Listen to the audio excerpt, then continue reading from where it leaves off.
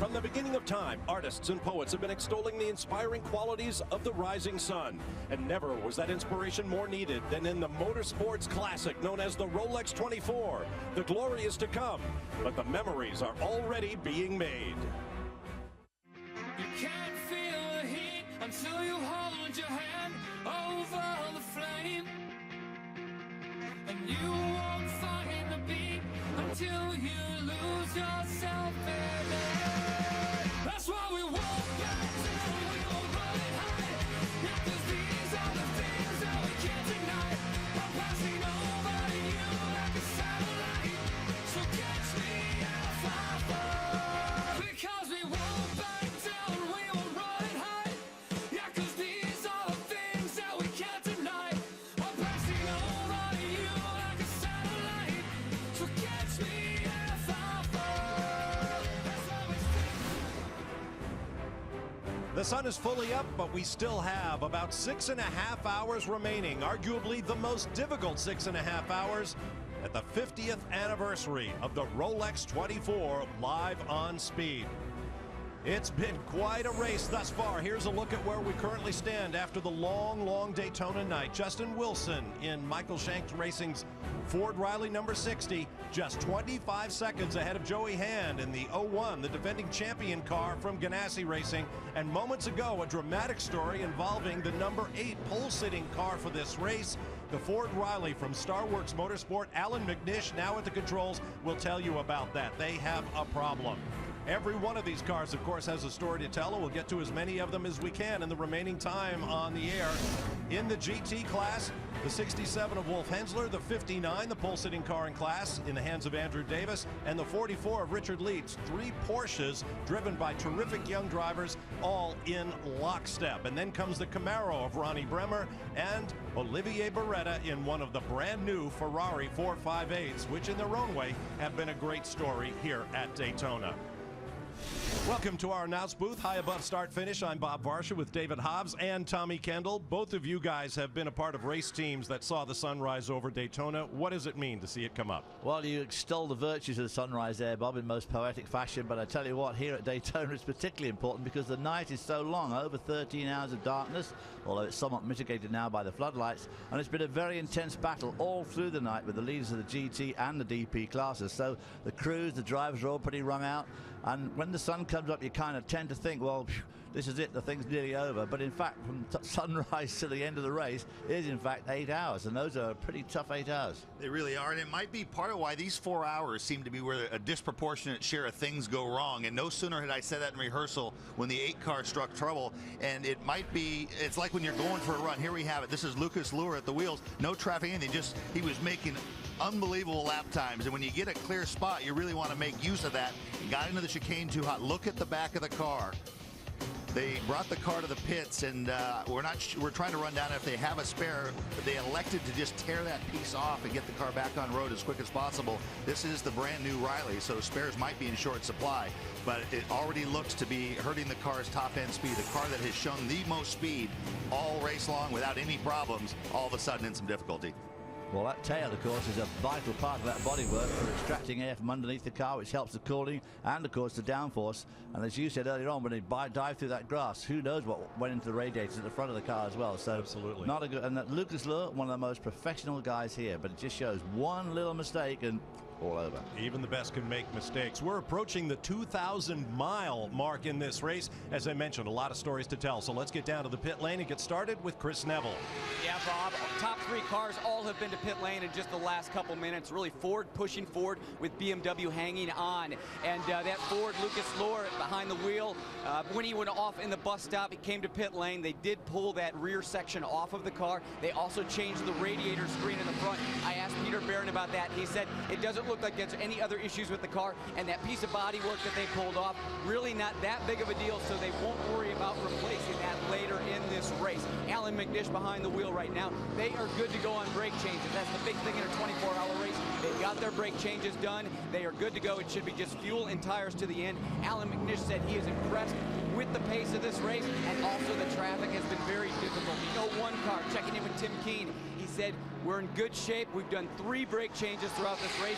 No more until 3:30. But his problem, he doesn't think they have the pace of the Fords. So he said, all we can do right now is run laps, take care of the car, see where we are around 2:30, and see if we can try and attack at that point in time. I think the big story here is Mike Shank Racing. They have done a fantastic job. The Ford being up front. I think they've been out front for probably about the last 50 laps. Justin Wilson behind the wheel. He just came in for fuel and tires. Mike Shank also saying they are good to go on brake changes. So our top 3 cars all look like they're in pretty good shape. Greg? Well, Chris, in the GT ranks, it's the same story for the top 3 in terms of pit rotation, all 3 of them in within the last few minutes. But one of the biggest stories here is the quality of this field, along with the amazing quantity of cars. The influx of the European manufacturers getting involved, Audi and Ferrari notably.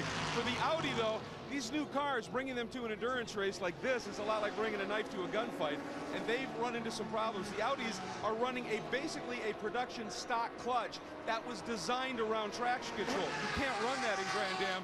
They are having monstrous clutch issues. Both of the Audis going through them, multiple stops as a result. They're back in the order. The Ferrari, also a bit of a new piece. They have had one major problem with the 62 Risi Competizione entry with an engine failure. They're done. The other 2, one more from Risi, the 63 car is the lone Ferrari in the top 10 right now. The other from Extreme Speed Motorsports, Scott Sharp's team, continues to run as well, but they're finding it difficult up against the onslaught of course, the Porsches. As Bob, you noted here, up right now in the running order, as you may have guessed it, it's the Masters of Endurance, Porsche 1, 2, and 3. Indeed they are. But that Ferrari's a great story, great looking car. 5 of them here, and they have had their moments. Well, they have. We saw that car was down in the 31st position at one stage during the race, and now really they've managed to haul it back up. They are just 3 laps out of the lead of the GT class, which when you looked at them last night, you thought, well, yeah, they're pretty much done for. But Giuseppe Risi runs a tremendously strong team, and here they are with Olivier Beretta up here now, not challenging for the lead, but certainly hanging in there. And of course, as Tommy knows only too well, in this next couple of 3 hours, all sorts of things can go wrong for those leaders. Well, there's no such thing as, you know, it's all over, because the ebbs and flows of this race. I've seen teams, I remember one year in particular, Dan Gurney's team, who had never won here at that time, had trouble in the last 40 minutes, had dominated the whole race. So it's one of those things where you just do the best you can to pick yourself up. And virtually everyone gets knocked down, so you just hope that it's the music stops on your turn. Remember Tony Stewart and the Crawford limping around 20 minutes from winning, and the car fell apart. Same thing with Rob Dyson. A couple of years came here only to have his heart broken in the closing hours of this race. Now there's Joey Hand in the defending race champion car. This car has meant so much to this young American in his career. We'll talk about that as the day goes on. This race can make your career. Now, just a few minutes ago, Hand came into grips with Paul Tracy, as tough a competitor as you will ever find. That orange number 77, that car is about 2 seconds a lap slower than the one Joey Hand is driving. But look at Tracy just battling with the defending race champions. Yeah, he's 12 laps down, and Tommy and I were talking about how frustrating it must have been for Joey Hand, and we just hoped he didn't get sucked into making a mistake, which he did not. So very frustrating for a few laps there for him. And that's kind of tough, because you've got to really keep pushing, because Paul's not going to pull over and let you by. But if you can't just sit there and wait for him to wave you by, so you got to keep the pressure on, which increases the chance for a mistake greatly. 2 seconds off the pace, 5 laps, suddenly you're 10 seconds further back than you were before. And we've known from the 24 hours of the last 4 years, that 10 seconds could be vital. A lot of experience behind that 77. It's owned by Kevin Durant, and he has won this race many, many times as a crew chief for some of the sport's greatest names. The idea is to get to the finish as you look at Graham Rahal, but at the same time, you cannot let down your guard, because the leaders are still very close together at Daytona.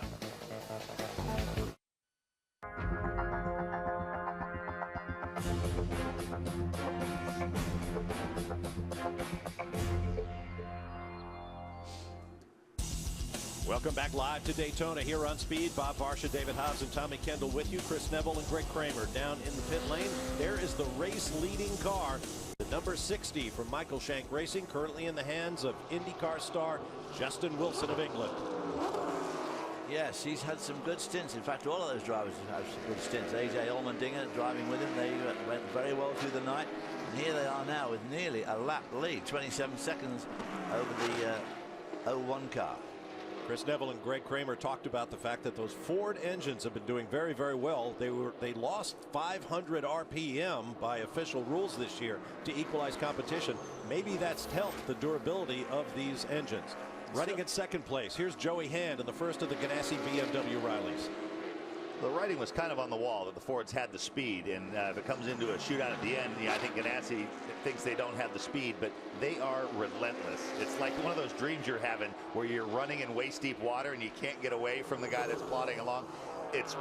Anything can happen, but Ganassi rarely beats themselves, and so it's kind of only the fastest car has the race in their control. Here, that was the 8 car. Now it looks like the 6. Can they hold it all together is the question. There's the 8. You mentioned anything can happen, and moments ago, as Tommy said during our opening, it did happen to the 8 car that swept to a shocking pole position in the hands of young Scotsman Ryan Dial.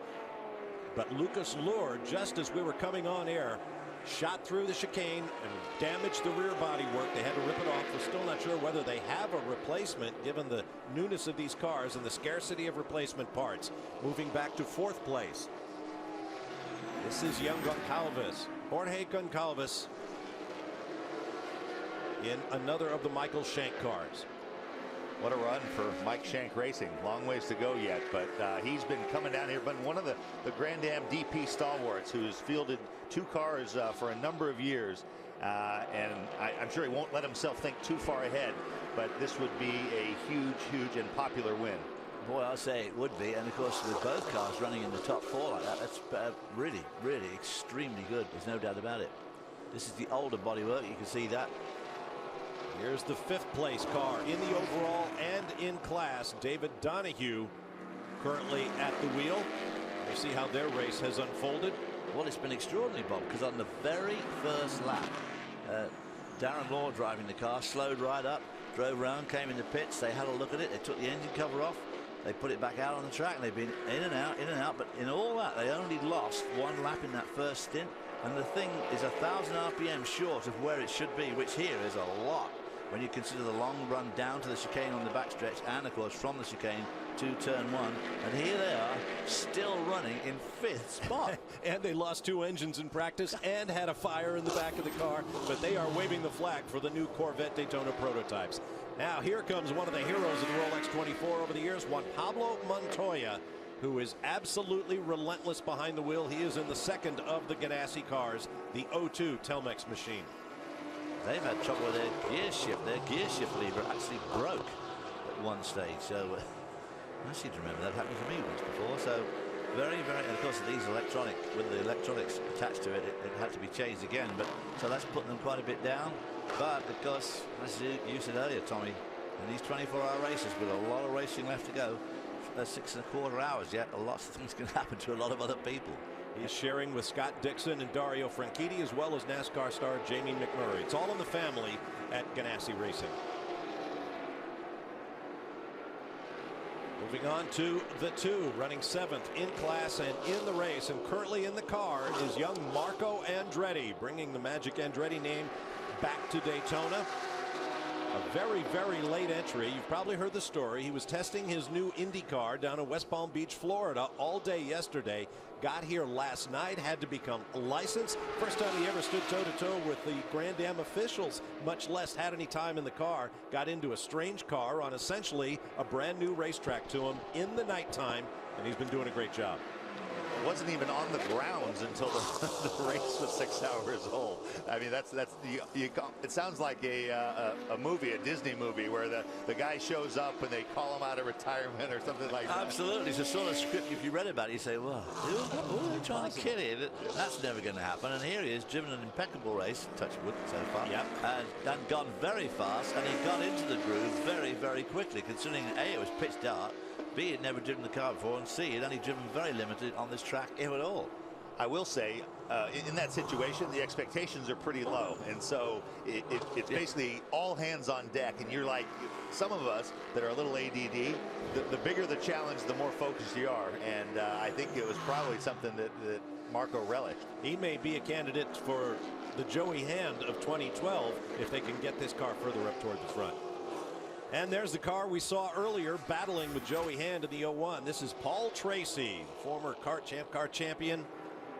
Was not a rookie here at Daytona, but he's driven here sparingly. I believe this is 5th or 6th Rolex 24. He's in that 77 from Kevin Durant's team. We talked a little bit about how frustrating it would have been for Joey Hand to be stuck behind him, but the thing that people love about Paul Tracy, the reason he's won 29 open wheel races, is he is absolutely relentless and just never gives up. A real racer's racer. He texted me before he went out. I think he was getting ready to do a triple stint. He was marveling at the pace of the front runners. That is an older car, so he knew he didn't have it, but you know, he just wants to go out there and he loves to wring the neck of a car. Behind him, here comes Richard Westbrook, former Porsche factory driver, now driving for GM in another of the new Corvettes, the number 90 from Spirit of Daytona. And that car also was in the lead for some time and was certainly up in the top 3 for a long time. And they had problems in the night, and it's gradually dropped them down. And now, of course, they are, you know, quite a few laps out of the lead. 15 laps. It's never a surprise to have problems in the Rolex 24 at Daytona, and for a brand new car like these Corvette Daytona prototypes, yes, it's basically a new bodywork package placed on the existing chassis from Dallara, Coyote, Riley, and so forth. But still, it's a new car. You've got to do all the ducting and all the aero work and all the setup and the balancing of the car and so forth. And they really look the part, don't they? I mean, that really looks like a racing car now. It's a huge improvement. It's just very sleek. And rounding out the top 10 in class and in the overall is car number 9. Yet another of the Corvettes from Action Express Racing. Currently at the wheel is João Barbosa, who qualified and started the car, sharing with Terry Borcheller, J.C. France, and Max Pappas. A veteran group continuing on their way. Everybody still in with a chance. Well, some of us are on the edge of our seats. Some of us aren't right now, but you can be sure these guys have been working their butts off all night long, and that's a well-deserved rest. We'll be back. On board with Travis Pastrana in the Michael Waltrip Racing Ferrari 458. We'll get his thoughts a little bit later on. He'll be in a stock car in the NASCAR K&N Series this year. Being a little deliberate out there, which is good. He'll be the first to admit that despite all he's done in his extreme sports career, to come to a place like the Rolex 24 and have to drive in a controlled fashion, that's kind of an oxymoronic statement when it comes to a guy like Travis Pastrana, who does everything at 150%. Let's talk about the GT class. The number 59 of Andrew Davis is on point. That's the Brumos colors to the right of your screen. Coming through the west hairpin. And this is the 3rd place car trying to get back on the lead lap, the Mcnish Racing car. That's right.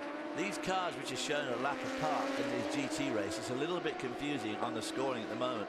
It's just the way the pit stops come at the moment, because these guys really have been absolutely glued together. But the 59 car, with of course Hurley Haywood driving it, boy, wouldn't he just love to have another win here at Daytona on the 50th anniversary. And of course he came out of retirement to drive this car.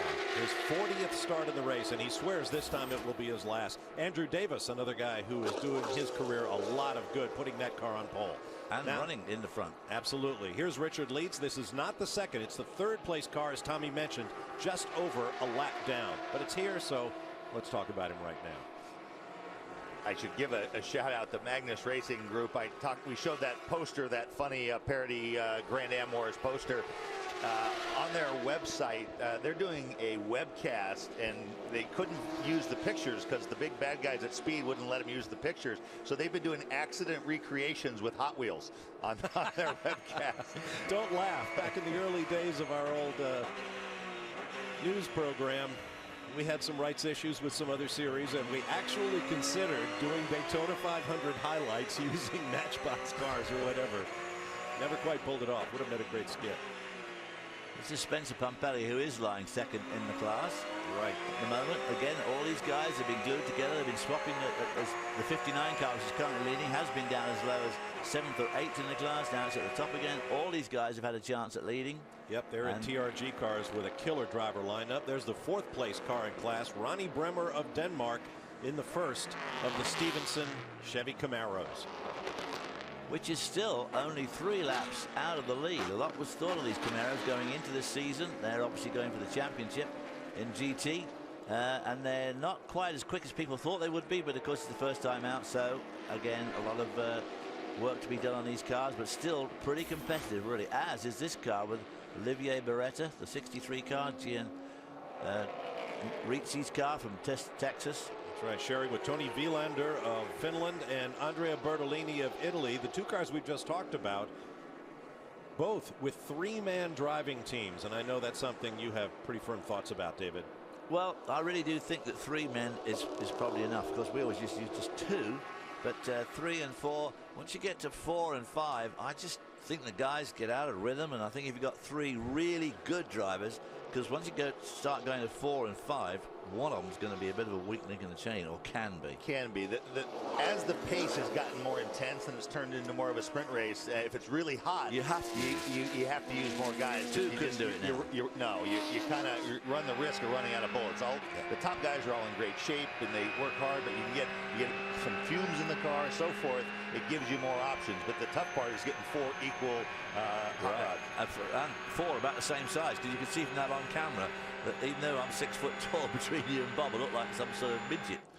There's a 4-man driving team. We saw Butch Leitzinger running in the 6th place car in class, another Porsche from Alex Job Racing. Here's one of the Mazdas, one of the first we've seen, I believe. Sylvain Tremblay, Mr. Speed Source, who has really been the point man for the efforts of Mazda to succeed in GT, and they've certainly done that in recent years. Tremblay sharing with James Hinchcliffe, Jonathan Bomarito, and Marino Franchitti. And that's another thing we don't often talk about. You have a multi-driver team, but it's rare that those drivers ever spend time together. It's very difficult to develop chemistry and consult on car setup and that sort of thing. A lot of these 5-man driver teams haven't even met until they got here to begin the week. And their driving styles can be very different. I mean, the setup to get their ideal driving would be very different. Let's get down to the pit lane and Chris Neville. Well, you guys were just talking about James Hinchcliffe and driving style and driving these types of cars, and he doesn't have a lot of experience in these type of cars. In fact, he's only driven a car with a roof 2 other times, and one of them was over 7 years ago. But I just spoke with James. He's sitting down here in pit lane, and he said the car has been running flawless. They've got all their maintenance done. They've got their brake change done, so they're ready to run to the finish. However, they just don't have the top-end speed of the Porsche, so they can keep up with them on the infield, but they're just down a few miles an hour on the straightaways. So if it does come down to a sprint to the finish, they don't think they have anything for the Porsches. Moving on to the 66 car, number 8 in the GT class, 18th in the overall. Dominic Farnbacher currently at the controls of one of the Racers Group Porsches. There are 5 of them from that team in the race, sharing with Pro-Am driver Ben Keating, factory driver Patrick Poulet, and Alan Simonson.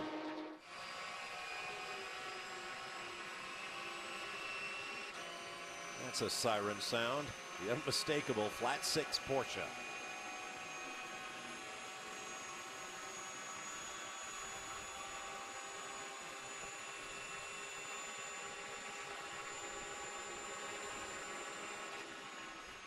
Down into turn 1, and just at this time of day you can see the sun coming from our left, just right about here. It gets a bit tricky for a little bit now, but as the sun gets higher and higher in the sky, obviously it gets better and better. But starting to warm up in these cars now. These closed cars carry a lot of heat. There's a massive amount of energy generated by the engine and the brakes, which soaks into the car. The heat soaks into the car, and in another couple of hours it's going to be very, very hot out there. Still preferable to the wet stuff. And that very fast infield kink. It's kind of a big lift for the kink. Yes, it's fast, but well, here's the 88 car just exiting pit lane on that tricky pit out. Right about here, they'll be flat, using the bumps, getting back on track, watching out drivers right. This is Tommy Milner, excuse me, David, in the Auto House Motorsports Camaro GTR. I was concerned about Marco Andretti when he. I'm hoping the team said to him, "No, you've not driven here before. Just that pit exit is narrow. And when we say narrow, we mean narrow and twisted." So, and did we mention narrow? Did we? Yeah. And also that it's not very wide. I mentioned that I took a lap in one of the Daytona prototypes with Bert Frizzell earlier in the week, and just as you're leaving the pit lane, I'm thinking, we're not going to fit. It's just too narrow. Here's Jeff Siegel in another of the Ferraris, currently running 10th in class, 20th in the overall. So as you can see, the top 10 in DP and the top 10 in GT are basically a parade with very few cars in between. They are all right up at the front of the field.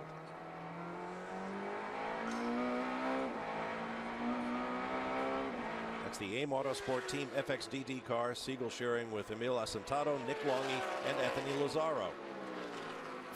In the pit lane, and this looks like problems for the number 93 BMW M3. They lost the sister car, the number 98, barely by the time the sun went down yesterday. Bill Arberlin, Paul De La Lena, Michael Marsal, Dirk Werner, and Dirk Mueller sharing the car. They're actually, the hood is up and they're working over on this in the same area that they were looking at on the sister car. Well, they had an engine issue, which is so unlike the BMW. I think these guys are they just changed the brakes of it. Yeah, and they're using the Ganassi approach. There's different philosophies on how you do it. Some people change the pads, and which you can do, but you're dealing with all hot components, whereas what some guys are doing now with the quick release brake lines, and that's hard for me to wrap my brain around, something with as much pressure as that and something that's critical to keep the air out of. But Ganassi does it. They're comfortable. What they're doing is they're having a whole complete set. So you're changing the rotor, sometimes the caliper and pads together, sometimes rotors, calipers, and pads together, so you don't have to wrestle with the hot stuff. Which is what the Ganassi people do. And Scott Pruitt was saying, you've got no idea. If you drove in the old days when you just changed the pads, A, it took an age. B, he said now they changed the whole thing, component, in just a few seconds. And he said it's just like driving a brand new car because you got brand new rotors, brand new pads. Wonderful. Now the car on the left, the number 51, is one of the two new Audi R8s, and I mean brand new, just like the Ferrari, a car built for this kind of Grand Am GT racing. It's been a very difficult time for them. This is Ian Boz running in 46th overall, 33rd in class. They've had a litany of mechanical problems. They are 262 laps behind the race leader. The other got a chance then. Well, day ain't over yet, as Curly said in City Slickers. The other Audi in the hands of Al-Nahari of Dubai or the UAE right now is 311 laps off the pace. And we heard Emanuele Pirro in the driver's strength in that car lamenting the problems that they were having last night before we left the air. They are 50th in the overall, but they are running. And as long as you're running, hope springs eternal at Daytona. There's Scott Pruitt, four-time overall winner. If he can get the Ganassi car to the front, he could tie Hurley Haywood for the most overall victories all time with 5. We'll be back live to Daytona.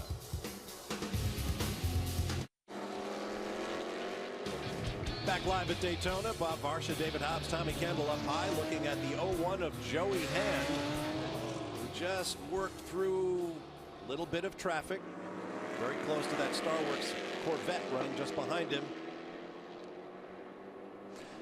Now the Joey Hand car, I mean, obviously him and the leader, Justin Wilson, keep turning roughly the same lap times. They go up and down, of course, according to traffic. But he was 35 seconds behind. Now he's 38. So it's very difficult for him to make any significant ground unless he really is just biding his time. And look at this. The Corvette getting squeezed on the outside. Now the inside, the 01. And this is where it gets really narrow. And fast. David Donahue in the Star Works number 5. There's the 59, the class leader until this pit stop in GT. Andrew Davis brought it in, didn't see if there was a driver change. Looks pretty routine. Fuel in the front, of course it's a rear engine car. And it goes on its way. Now, we were talking about brakes earlier, and the Ganassi team pioneering the quick change process. Chris Neville has more on Ganassi and brakes. Well, you can see there's assembly right here down at the O2 camp because they're set to do a brake change on that car between now and the end of the race. And this is that quick change assembly that you were talking about. So you've got your rotor, your caliper. There's a quick disconnect right here, and then 2 bolts that are going to go into the upright.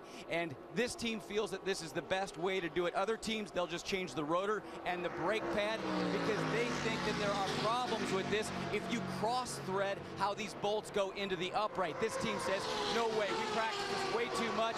That isn't going to happen. But this is also a more expensive way. It's about $2,000 per corner in parts.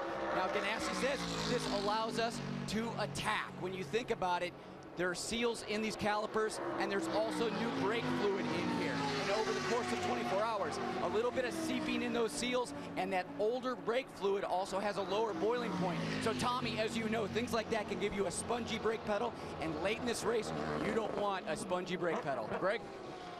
Thanks very much, Chris. Standing by with Mike Rockenfeller. And Rocky, obviously, as of late, you've been running the prototype Audis, and Le Mans was an interesting experience for you. But you've kind of come home in a way. These cars that are running in GT and Grand Am, very similar to what you ran in Porsche Super Cup. So pretty familiar territory in the office.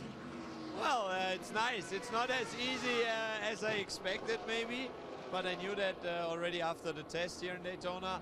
You know, if after, 5-6 years now in DTM, and LMP1 with Audi, to be in a Porsche 911, which is probably, with those tires, even less grip than in Super Cup when I drove, it's not easy, and it took me quite a while, but I have good teammates, especially Jörg and Patrick are really fast on those things, and there I have a good comparison, and I think I learned it a little bit again, and I feel home again in the car. But yeah, it's nice to be back in the Porsche, but then in Europe I will be back with Audi, of course. Of course, now earlier in the event, the car was involved in an incident, broke the wheel. Understand maybe a little suspension damage, it's not quite right? Well, yeah, to be honest, the car was not fast enough from the beginning, but we were able to fight for the lead. And then Seth had this incident, and we lost a couple of laps. And well, since then, you know, we just keep going, and Tess is having a good time. He's driving, and yeah, so I try my best to do a good job.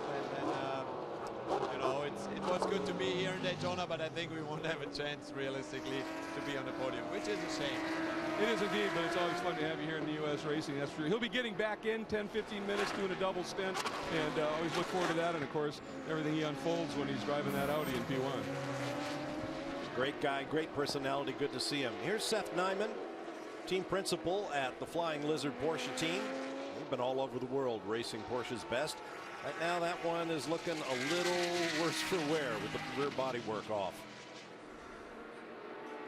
Overall race leader is in. This is Justin Wilson. By the way, if some of you sports fans are just joining us from the end of the Australian Open tennis final, Djokovic over Nadal in a 5-setter, welcome.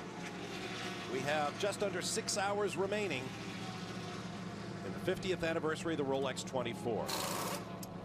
Hey, you see they're doing brakes on the front. That apparatus he has there is to push the brake pad. As the brake pads get thin, the pistons come out, and so you've got to force those back to get, and everything is super hot, and to get those new brake pads in. So you can do it pretty quickly, but in a driver change, sometimes the driver's foot will get on there inadvertently, and it'll force those pistons forward. Really slows that brake change down. So well, of course, you can push it forward, and if the pads are out, yeah, the pistons, everything drop out, right? and then you really got a problem up the old creek without a paddle. So the Ganassi thing avoids all that. The other thing, you know, in terms of the fresh brake fluid and seals and so forth, as this race has developed, we talked about the free pass rules being, you know, kind of setting up for the final sprint, almost like a NASCAR race. The dash, the guy who has the best stuff in that final dash, the race, you could have a long green flag run and that wouldn't apply, but Ganassi is playing the odds, and they don't think they have the speed of this Ford, so they're going to try to give themselves every opportunity to shoot it out at the end. Of course, what's going to be key is staying out of the pit lane if you can possibly avoid it. Another thing about that brake change that I find interesting is that the two guys working opposite sides of the car have to work in concert. I mean, it's very highly choreographed. Get those pistons back at the same time. Let everybody know when you're pulling them out, when you're putting things on. And the driver, as you mentioned, Tommy, has to keep his feet away from the pedal while they get that done. And if you saw those brakes that Chris Neville was talking about in the Ganassi pits, and those assemblies look pretty stout, that's because they are. Scott Pruitt took us through the brake system earlier. He said for Daytona, you want all the brakes you can get. It'll be a much more light, thin, and elegant system for the rest of the year. There's some used pads. They'll probably be on eBay before the end of the day. We'll take a break and return.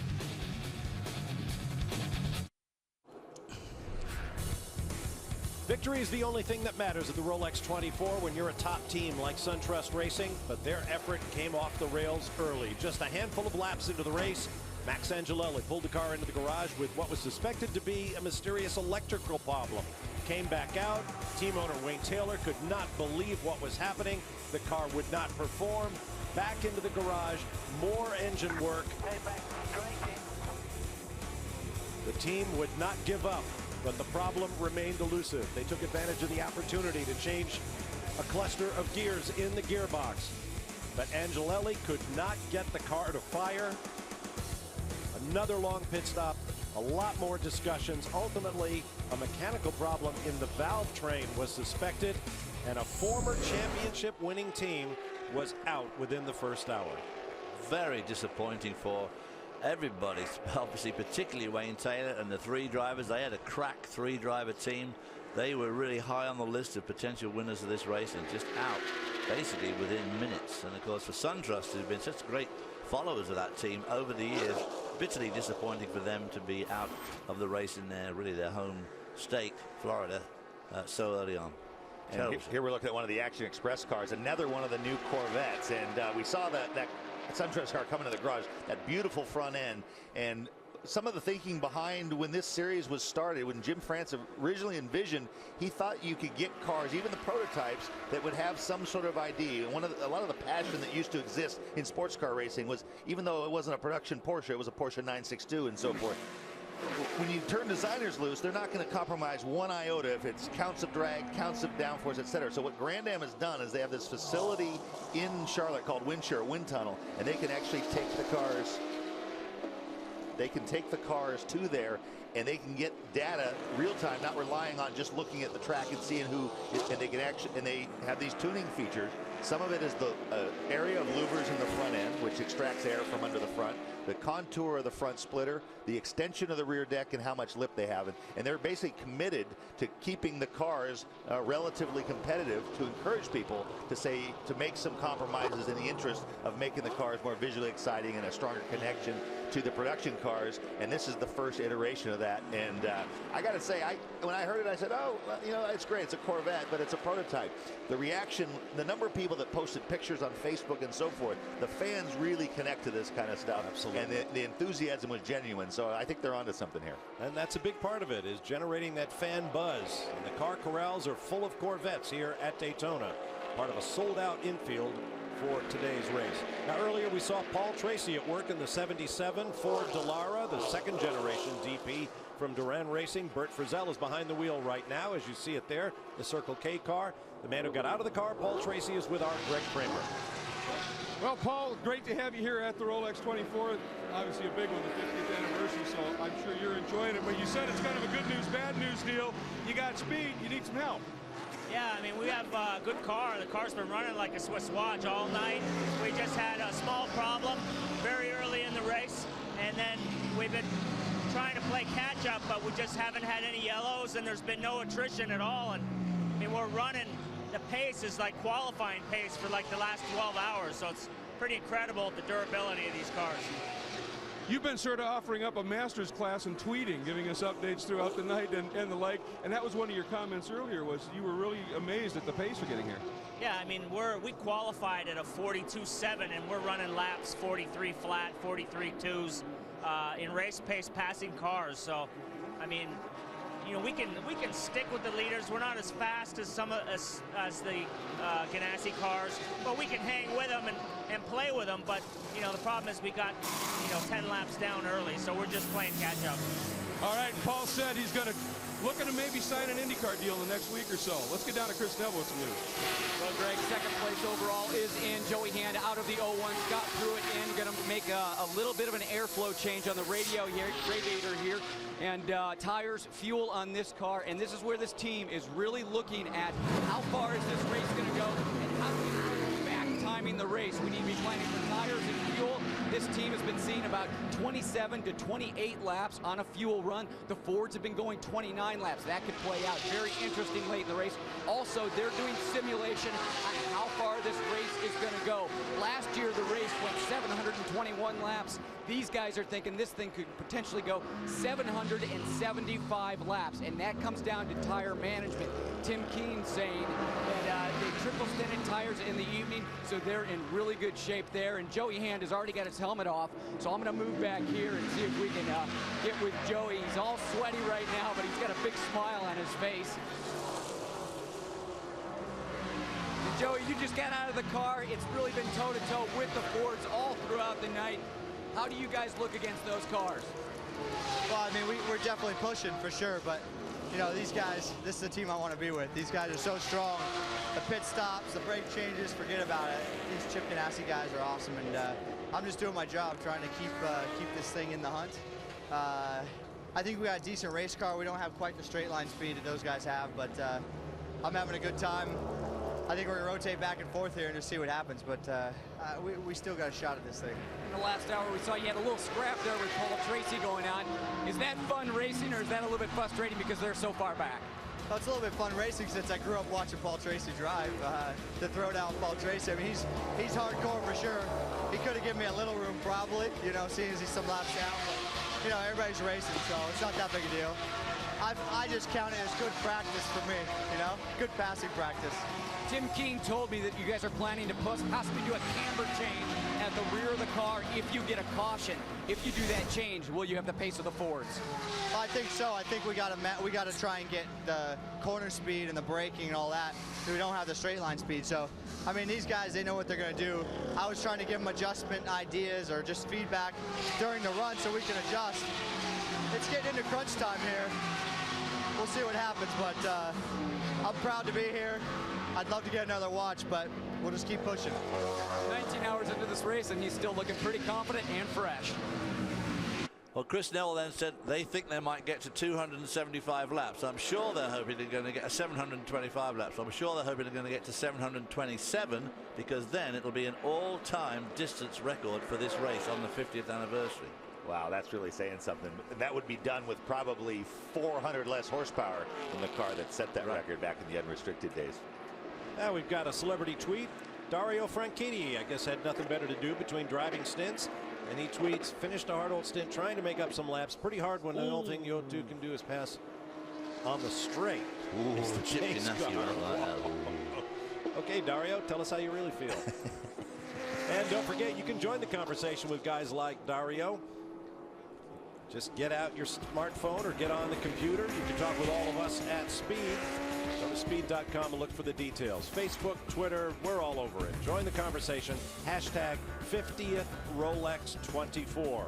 Time for a break. We'll be back on the other side with more live from Daytona. Don't miss that special preview of the second season of Car Warriors here on Speed immediately following our live coverage for the season opener for the NASCAR Camping World Truck Series here at Daytona International Speedway. We're just getting revved up in 2012 here on Speed. I'm Bob Varsha with Tommy Kendall, David Hobbs, Greg Kramer, and Chris Neville down to the pit lane. And look at that infield. Sold out, gates closed for the 50th anniversary Rolex 24. This is a t-shirt you really want to have, and it's been a great race thus far. Now, earlier we talked about the problems for the pre-race favorite SunTrust team. How about another favorite, the 99 Bob Stallings Racing Gaines co-sponsored Red Dragon for Alex Gurney, John Fogerty, and Memo Gidley. Passing for the lead early on, running high, wide, and handsome in the early stages of the race. But about 9:30 at night, into the pits with steam coming out the front. Radiator cooling issues. Off to the garage for an overhaul.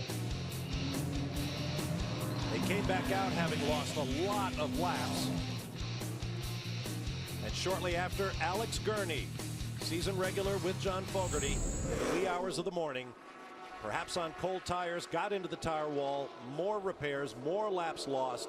There you see their odyssey throughout the race thus far, currently shown in 40th in the overall, 13th in Daytona prototype. in the hands of John Fogerty, 89 laps behind the leader, Chris Neville. Well, Bob, you talk about that radiator problem that they had during the night. That was because a rock punctured the radiator. They went 12 laps down, went back out on track, ran for a while, but then they lost the water pump pulley. There's 4 bolts in that pulley, and all 4 bolts of that pulley came out. So they had to change the pulley, and to get to that pulley, they actually have to pull the motor out of the car. They have to back the motor out a few inches. So that took 2 hours and 14 minutes. So that's why that car is so far back in the race. It does have the pace. It's just they've had more problems like they've had in previous years. Very disappointing, because a lot of people are just secretly hoping that Alex Gurney might win this race, because it'll be 50 years since his father won the very first one. In a red car. That's in right. a red Good car. point. Exactly. Good point. That Lotus 19B, owned by Frank Arciero, still owned by the Arciero family. Ryan Arciero was out here driving it in the parade of former winners.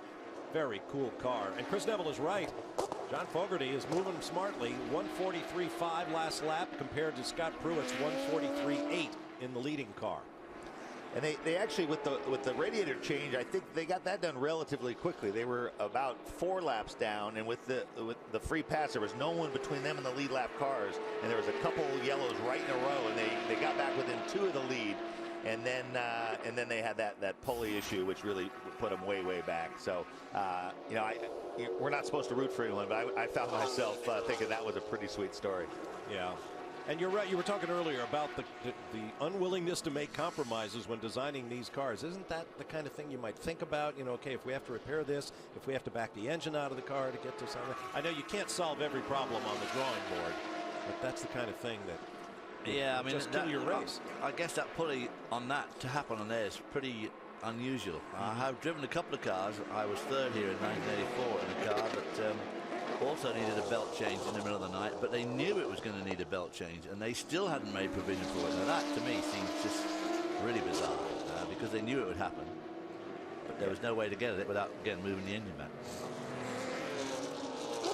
Beautiful car, big favorite. When I was standing out on the grid for our pre-race show in that mass of humanity, I heard what sounded like the cheering section at a college football game behind me. I turned around and there was Bob Stallings, the car owner, standing on something, perhaps the race car, waving at this sea of humanity crowded around the Red Dragon.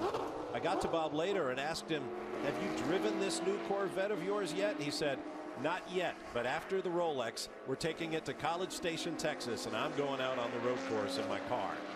Right. I mean, again, as you were saying, Tom, that Corvette bodywork just looks the real part, doesn't it? Yeah, it's funny. Like I said, I love new cars, but I was really taken aback by there's a lot of equity in that Corvette nameplate.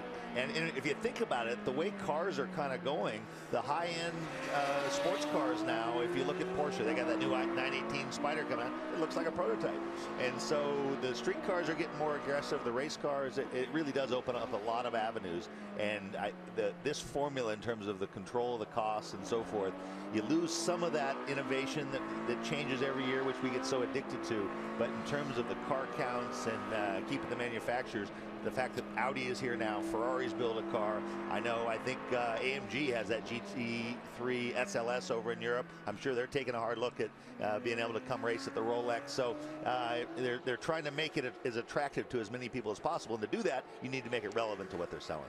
You had a look on board the 03 Ferrari 458. Ed Brown driving on behalf of Extreme Speed Motorsports. Now we're picking up the 59, Andrew Davis, the man who put that white, red, and blue Brumos livery Porsche on pole, currently behind the wheel. Boy, being given a run here by the 63 Ferrari, too. It's Olivier Barretto, spent 8 years, I believe, with GM's Corvette factory racing team. Now he's an independent and driving a Ferrari, which has to be pretty sweet for the Frenchman. And obviously, yes, exactly. I'm sure it is. Driving it very fast at the moment, too. Actually lives in Monte Carlo, so he must have done well by GM in those 8 years. Oh, yes. And when I was thinking on the way in about that 59 car in Brumos, located just up the road here, and in addition to Hurley Haywood, you've got someone like Bob Snodgrass, who's probably strongly identified with that team. So he passed away a few years ago, was one of the founders of Grand Am. So it'd be neat to see that car win. So for more on the 63, we have the driver who just got out, Chris. Actually, it's Craig, and I'm with Olivier Beretta, and I'll tell you what, the horse has found its gait. That Ferrari is starting to really book. Yes, the Ferrari is very quick. We have a very good team with Racing, and everyone is pushing very hard. The car will have been on the top. It's just that the P car hit Tony in the middle of the night, and we lost a little bit of time. But now we are flat out. We have nothing to lose. But the Ferrari is a great car and very fast. For being a fairly brand new piece, obviously, of the design for Grand Am, very different than the GT2 car, you got to be pleased with what you're seeing in terms of performance. Well, when you think about that, this car has been built in the middle of the winter, and we are here in Daytona, and we didn't run before, and the car ran without any problems. So Ferrari and the team Risi did a very good job. We were watching you guys do a number of wicker changes on the car as it cooled off and the like. Are you going to still have to be managing that as the temperature comes up again? Well, you know, it's difficult to see because it's the first time that we are here. The only thing is that we are going to be flat out. We have nothing to lose. Here, only one place counts is the first one, so we are going to push until then. All right, I think what he was saying is if we change wicker, it's going to be take it off, trim this thing out, and go to the front, guys. All right, thanks, Greg. Andrea Bertolini did a lot of the development for this 458 race car built by Michelotto for Ferrari. Right now, he's behind the wheel battling with Andrew Davis. Davis moves aside to let the Ferrari through. It's not a threat on the racetrack. There's a look at your top 5 in each class. We'll take a break and return with a special guest.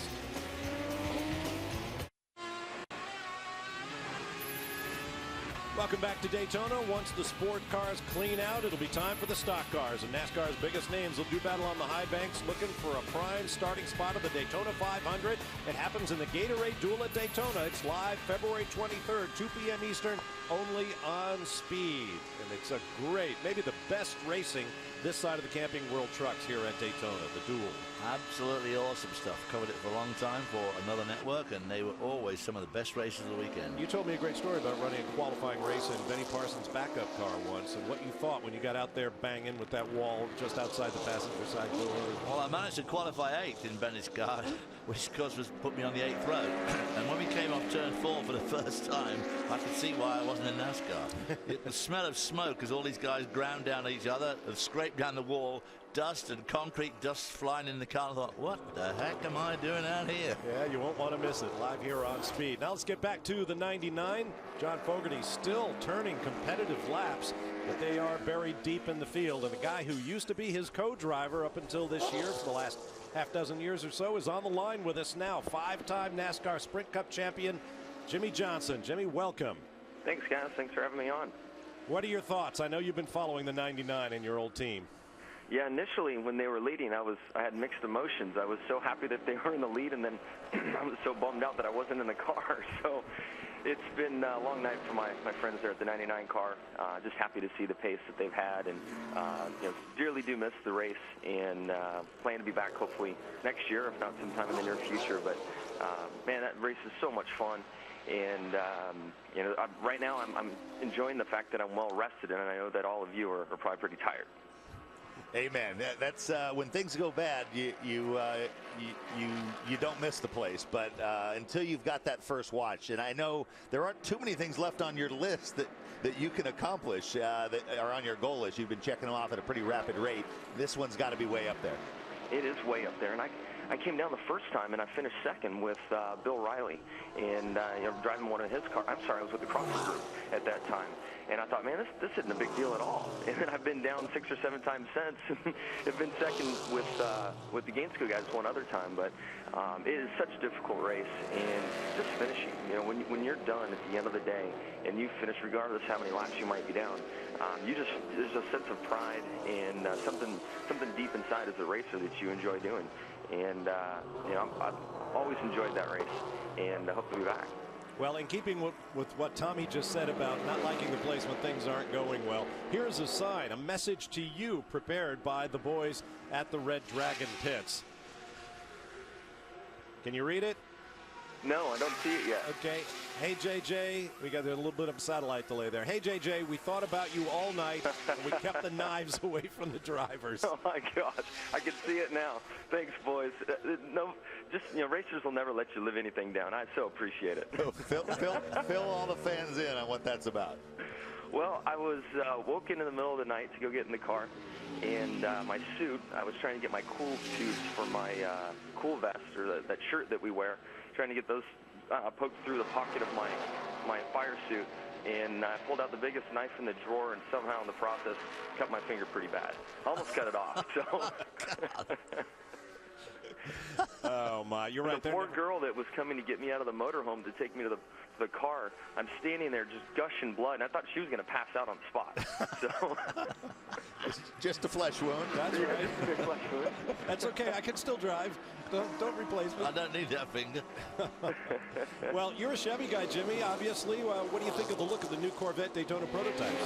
What a great looking car. I'm just so happy to see that the manufacturers are supporting motorsports as they are. We're seeing in the Grand Am Series and how great that Corvette looks. There's some exciting things in 2013 on the Cup side. I know that our Chevy that's going to be running there is a really sharp looking car, and manufacturers are stronger than ever in really showing why motorsports is so important to them. So proud to be a Chevy guy. I'm proud to see that Corvette out there on the road course of Daytona. All right, hang on the line if you can, Jimmy. We've got to break away here for a moment. Travis Pastrana has climbed out of his Ferrari, and Greg Kramer is with him. Well, I am indeed, and obviously we were just kind of chatting off Mike about making the transition from what you've done previously to this type of racing, and you said there's been a couple big adjustments. Oh, huge adjustments. Rally cars all, you come in the corner, you get the car offset, and you really get back on the gas.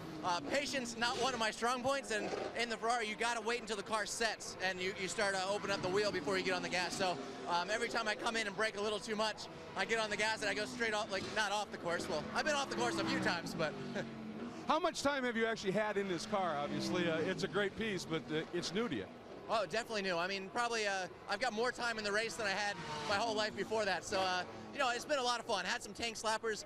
At the beginning, it felt really, really good because the Ferrari is so good technical. It handles really well, works straight in the middle. But as the track gets more and more debris, we lose so much ground on the straightaways that we really have to make it up there. So I'm coming in the corner a lot of times, just swapping. I'm like, I have to be in the drafter, where we're down 2 seconds or so.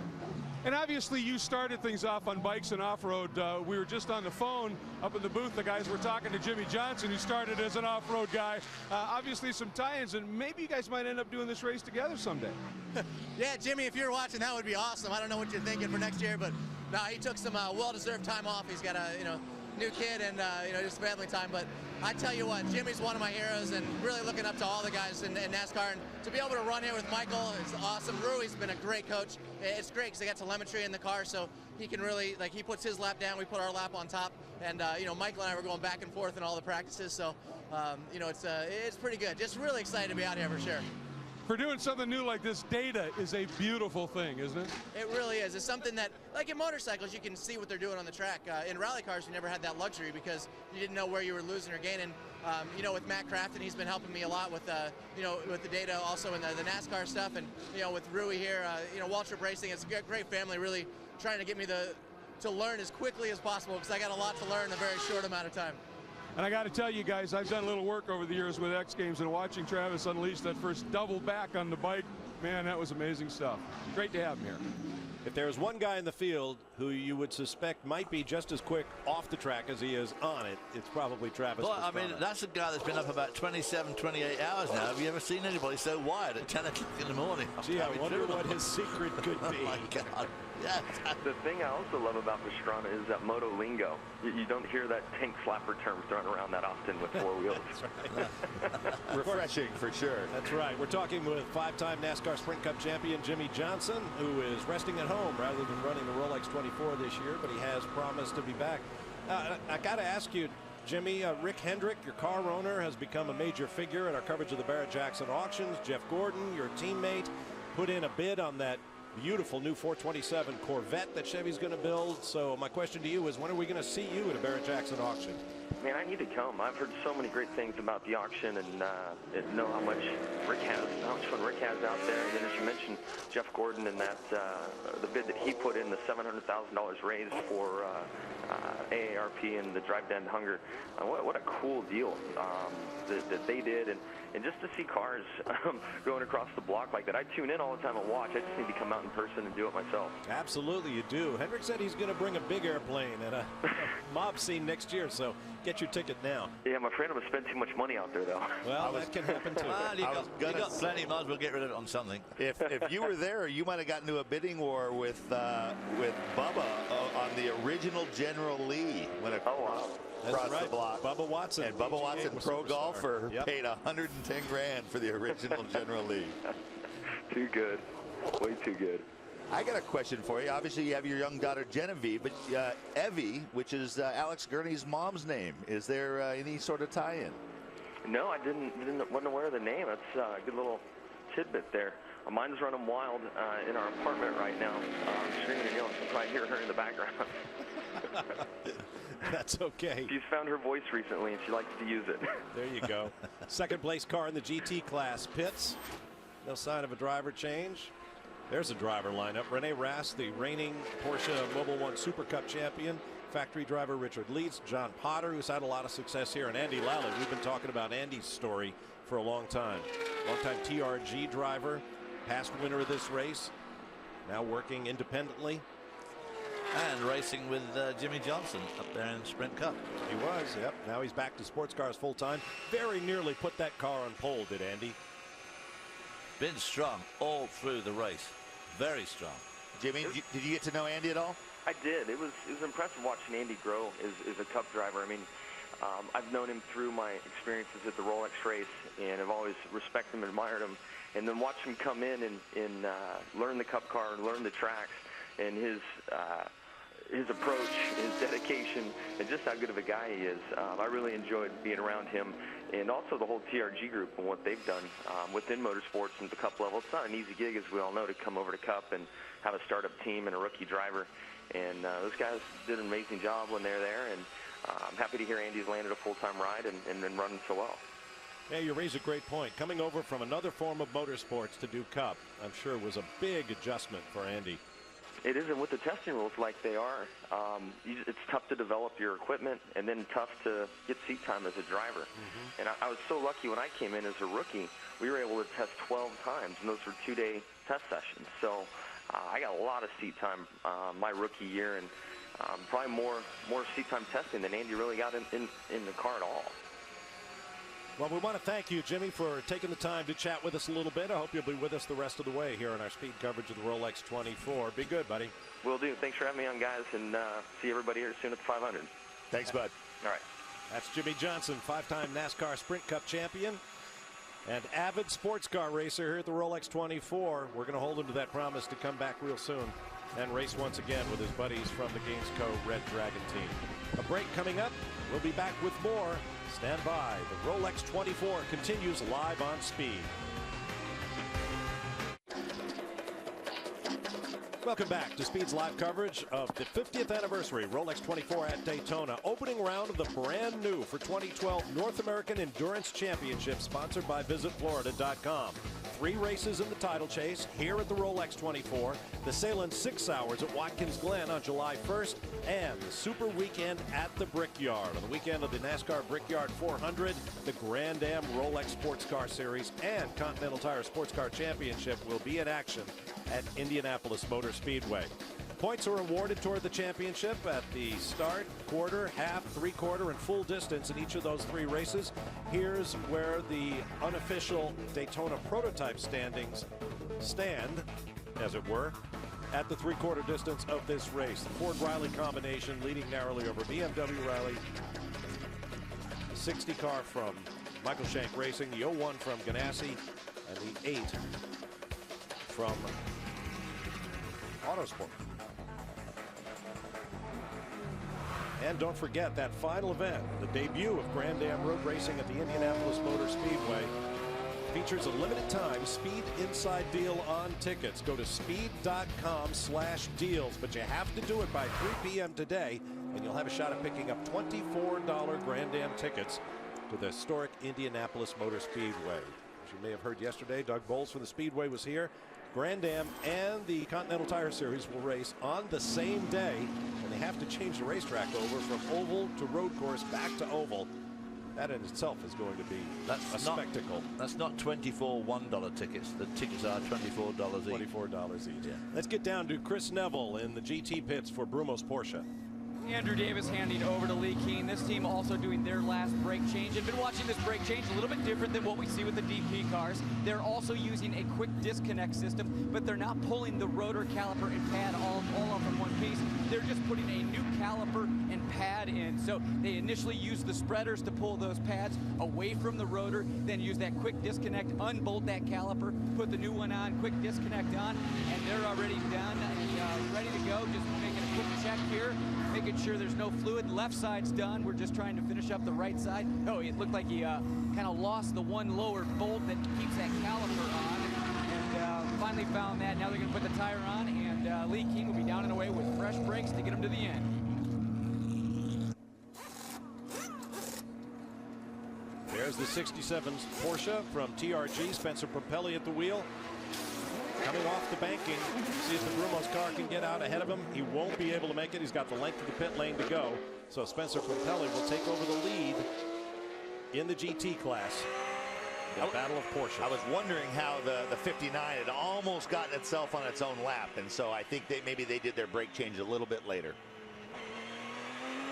Has the Spencer Propelli car changed its pads yet? That's something we need to run down. That's something we're going to find out.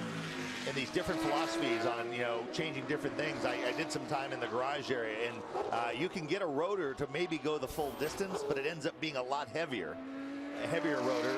Ganassi's chosen, again, to change more pieces, but to keep their car closer to its optimal performance. And so there's different ways to go. There's pros and cons of each. That extra weight, I think they said an endurance rotor is 8 pounds heavier. So quite a bit more mass. It's got to go somewhere, and you're wearing that metal away. And they monitor the thinness. There's factors like cracking, et cetera, et cetera. So everybody has their different philosophy. All the different component manufacturers give you their input, and at the end, and then you go out and see which one. Well, from a handling point of view, that's all unsprung weight too, which is rotating mass. Yeah, exactly. Here's a look at Spencer Propelli at work, part of the defending GT champion lineup. And that car, I must say, looks pretty much unmarked at this point, so they've managed to avoid contact.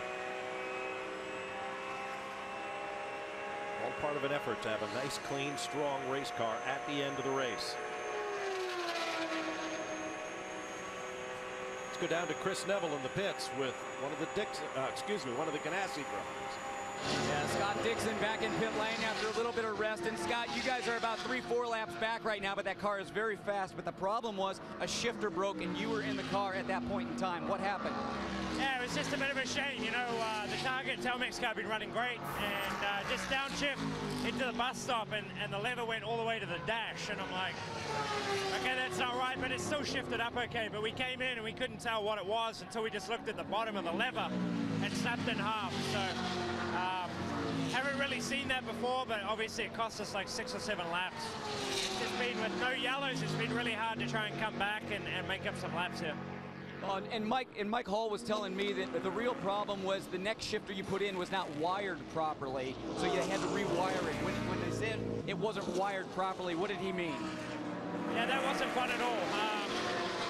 The adjustment was off quite a ways too, so when you pulled back, it only get half a gear. So, some laps, you go from second all the way up to fourth, and it's just all over the show, and it was really tough to get it in gear, but we managed to adjust it a little bit.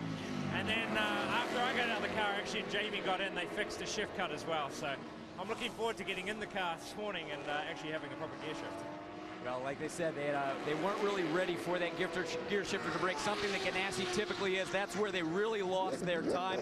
But the big problem now is they're waiting for cautions, and we just aren't getting them. All right, thanks, Chris. Juan Pablo Montoya remains in the 02 car, sharing with Scott Dixon. Meanwhile, in the 01 right there, the race-leading car, Scott Pruitt. BMW competing in both the Daytona prototype and the GT classes here at the 50th Rolex 24. Let's get more on BMW with Jamie Howe. Well, not only is BMW competing in the Rolex this weekend, they also compete in the Grand Am Continental Tire Challenge. So Jens Marquardt, how important is Grand Am racing to the BMW brand?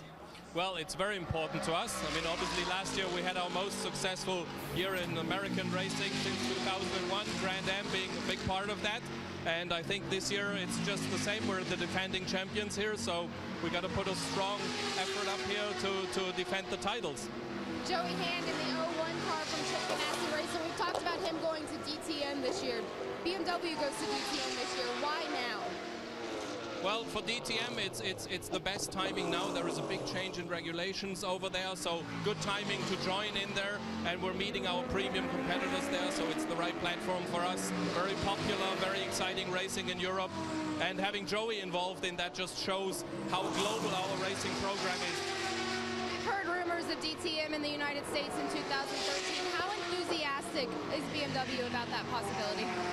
Well, we're very enthusiastic about it. Obviously, our racing program in the US is very important to us, and having a chance to bring DTM over to here is something that we would really like to do. It's very exciting cars, it's very exciting racing, and I think it would be something the fans in America would like a lot.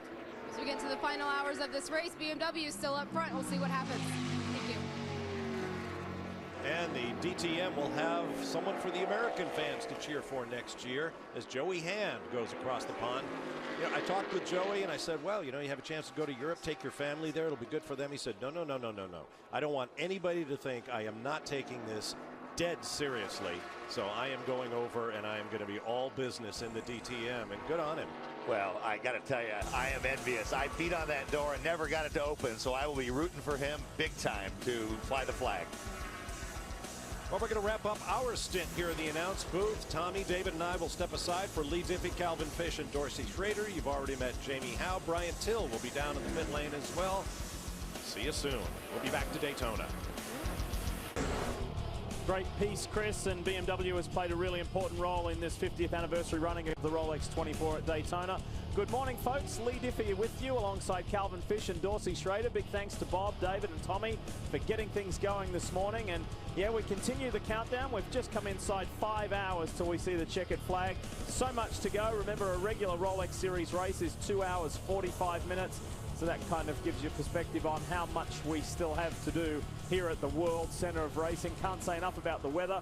Can't say enough about the quality of this field. Can't say enough about the racing, because it is really on, and the race-leading car of Scott Pruitt is in. Yeah, 27-lap stint here, and we do believe the Fords are getting a little bit better mileage. That may be because they got 500 revs knocked off their top performance since last year. That will help their fuel mileage. They're running at 7,000. The BMW, however, only runs at 6,800, so there's a lot of strategy here. And this is going to be tough. The BMW-powered Ganassi cars, Dorsey, seem to be about 3/4 of a second off on ultimate lap time. So their saving grace may be the fact we're not seeing a lot of yellows. We expect to see a lot more resets with the way bars. Roll him. Go, come on. A lot more cars on the lead lap. If you just get consistent green flag running, then it goes back to the normal complexion of a 24-hour race where you just need to execute and keep the car on the racetrack. And I'm sure the Grand Am officials didn't think about the fact that taking the 500 revs away from Ford would help the situation. Of course, it won't in a sprint race, but here in the 24 hours, by getting that extra fuel mileage, since they've taken fuel away already, you know, just a little bit gain there is a very big gain over the course of a 24-hour period. The Fords have been a huge surprise, Lee, I think, in terms of their performance and the mileage they're getting as well. Especially this car here, number 60 for Mike Shank Racing, the Pataskala, Ohio base team with Oz Negri, John Pugh, the Pro-Am driver, and the two IndyCar stars, Justin Wilson and AJ Allmendinger. Justin set the fastest lap of the race early this morning, and the big picture story about Justin Wilson, the Englishman now based in Colorado with his wife and kids, is that this is his first significant race back since breaking his back at Mid-Ohio with that compression fracture. He didn't actually crash the car. The compression impact force was so great on him, and he's such a lanky guy at 6'3", 6'4", whatever Justin is. There's about 9 inches difference between he and AJ Allmendinger. And he said, I wore the big body brace I was supposed to wear it for 3 months. I only wore it for about 2 months. He said I was eager to get going again. And he said, now I don't even think about it anymore. Well, he was 6'4", but now I think he's 6'3" after that. Hey, we got to give a shout out to the Saratoga Avenue Boys Club. They stayed up all night watching this. I got a tweet from them just a little while ago. I can't believe that at their age they made it till daylight, but they did. Yeah, Twitter's been lighting up last night. Everyone's loving this race. Here's the big picture story, folks. 40 lead changes, 4-0 across 9 different leaders. We've had a total of 10 cautions for 44 laps, and we have been green since 6:45 East Coast time this morning. That's a good solid run, but however, there are plenty of teams out there hoping for some yellow because they want to play catch up. Well, we were talking about that, Calvin and I were talking about the fact that lack of yellows has really put a wrench into some of these guys' plan, because you can get those laps back when the yellow comes, but there just hasn't been any. There's a lot of competitive cars out there running that are just a little bit off the pace. All they need is a little break with the yellow and they'd be right in it. Yeah, I mean, but a couple of yellows that will shake things up. I mean, not only do you get the wave bars, you also have that free pass. The first car that's not on the lead lap gets that wave around, so that's really going to change things up. But we keep going green, that really just changes the whole deal. Grand Am loves manufacturers. They love big name teams like Ganassi. They also love underdogs, and that's what Peter Barron's Starworks team is. And this car was the Continental halfway leader. Starworks Motorsports' new Riley chassis, the Generation 3 with Ford power, and Alan Mcnish was that man at the helm at the halfway point of this race. If you've just turned on, the rear damage to that car happened earlier this morning when German Lucas Luhr was driving. He just straight lined the bus stop, went across the grass. There was a radiator grille full of grass. The rear end copped some damage. It looked like there was some fluid coming out of the gearbox at the back there, but we haven't seen any signs of smoke or any ill signs of that car since then. But it is playing catch up. I did hear a report, however, that bodywork has hindered its top speed on the high banks a little bit slower now with the dirty air out from underneath the back. And that could be a real key, because we keep talking about the cautions, but if there is a late race caution, then it's the reset, and then you need a really strong horse. And we talked about the teams replenishing the fluids, the brakes, and everything else. So you want a car that's on top form, and that rear bodywork getting ripped off, will that be a factor at the end of this race, maybe in the last hour when you have a shootout? And of course, that's what the Ganassi guys have kept doing on these brake stops and so forth. They keep freshening more parts than they need, so they have that car to run really fast at the end. See a little vibration there from that rearward shot on the number 8 car. I'm not sure whether that's an aero imbalance is creating that up through the wing end plates and stuff. On screen, this is the class-leading car in GT. It's also the defending champion, the champion winning car here at Daytona, I should say, not the championship winning car, but the Rolex 24 winning car. Stellar driver lineup. The Pro-Am driver Steve Bertho there, Mark Goosen, Spencer Pumpelly, Wolf Hensler. These guys know how to get it done in the superfast Jeroen Bleekemolen. The Goose is back behind the wheel. He did some terrific work during the nighttime hours. Yeah, he's a master in any of these cars. We've seen him win in Daytona prototypes, and he just loved being part of this TRG organization. He was really impressed the fact that Kevin Buckler was able to bring 5 cars here for that test in January and be very organized. And at this stage of the race, Dorse, there is no surprise that TRG is in front. Phenomenal job that Kevin Buckler does every year here. He is the man at Daytona. I mean, they started on this program back in October, and he has well executed his plan. It's a terrific three-way fight in GT between TRG, Brumos, and Magnus Racing. Let's not discount Stevenson, however, they're not on the lead lap, nor is the 63 Ferrari for Risi Competizione. But just have a look at the time, 4 3/4 hours remaining. This GT fight is on.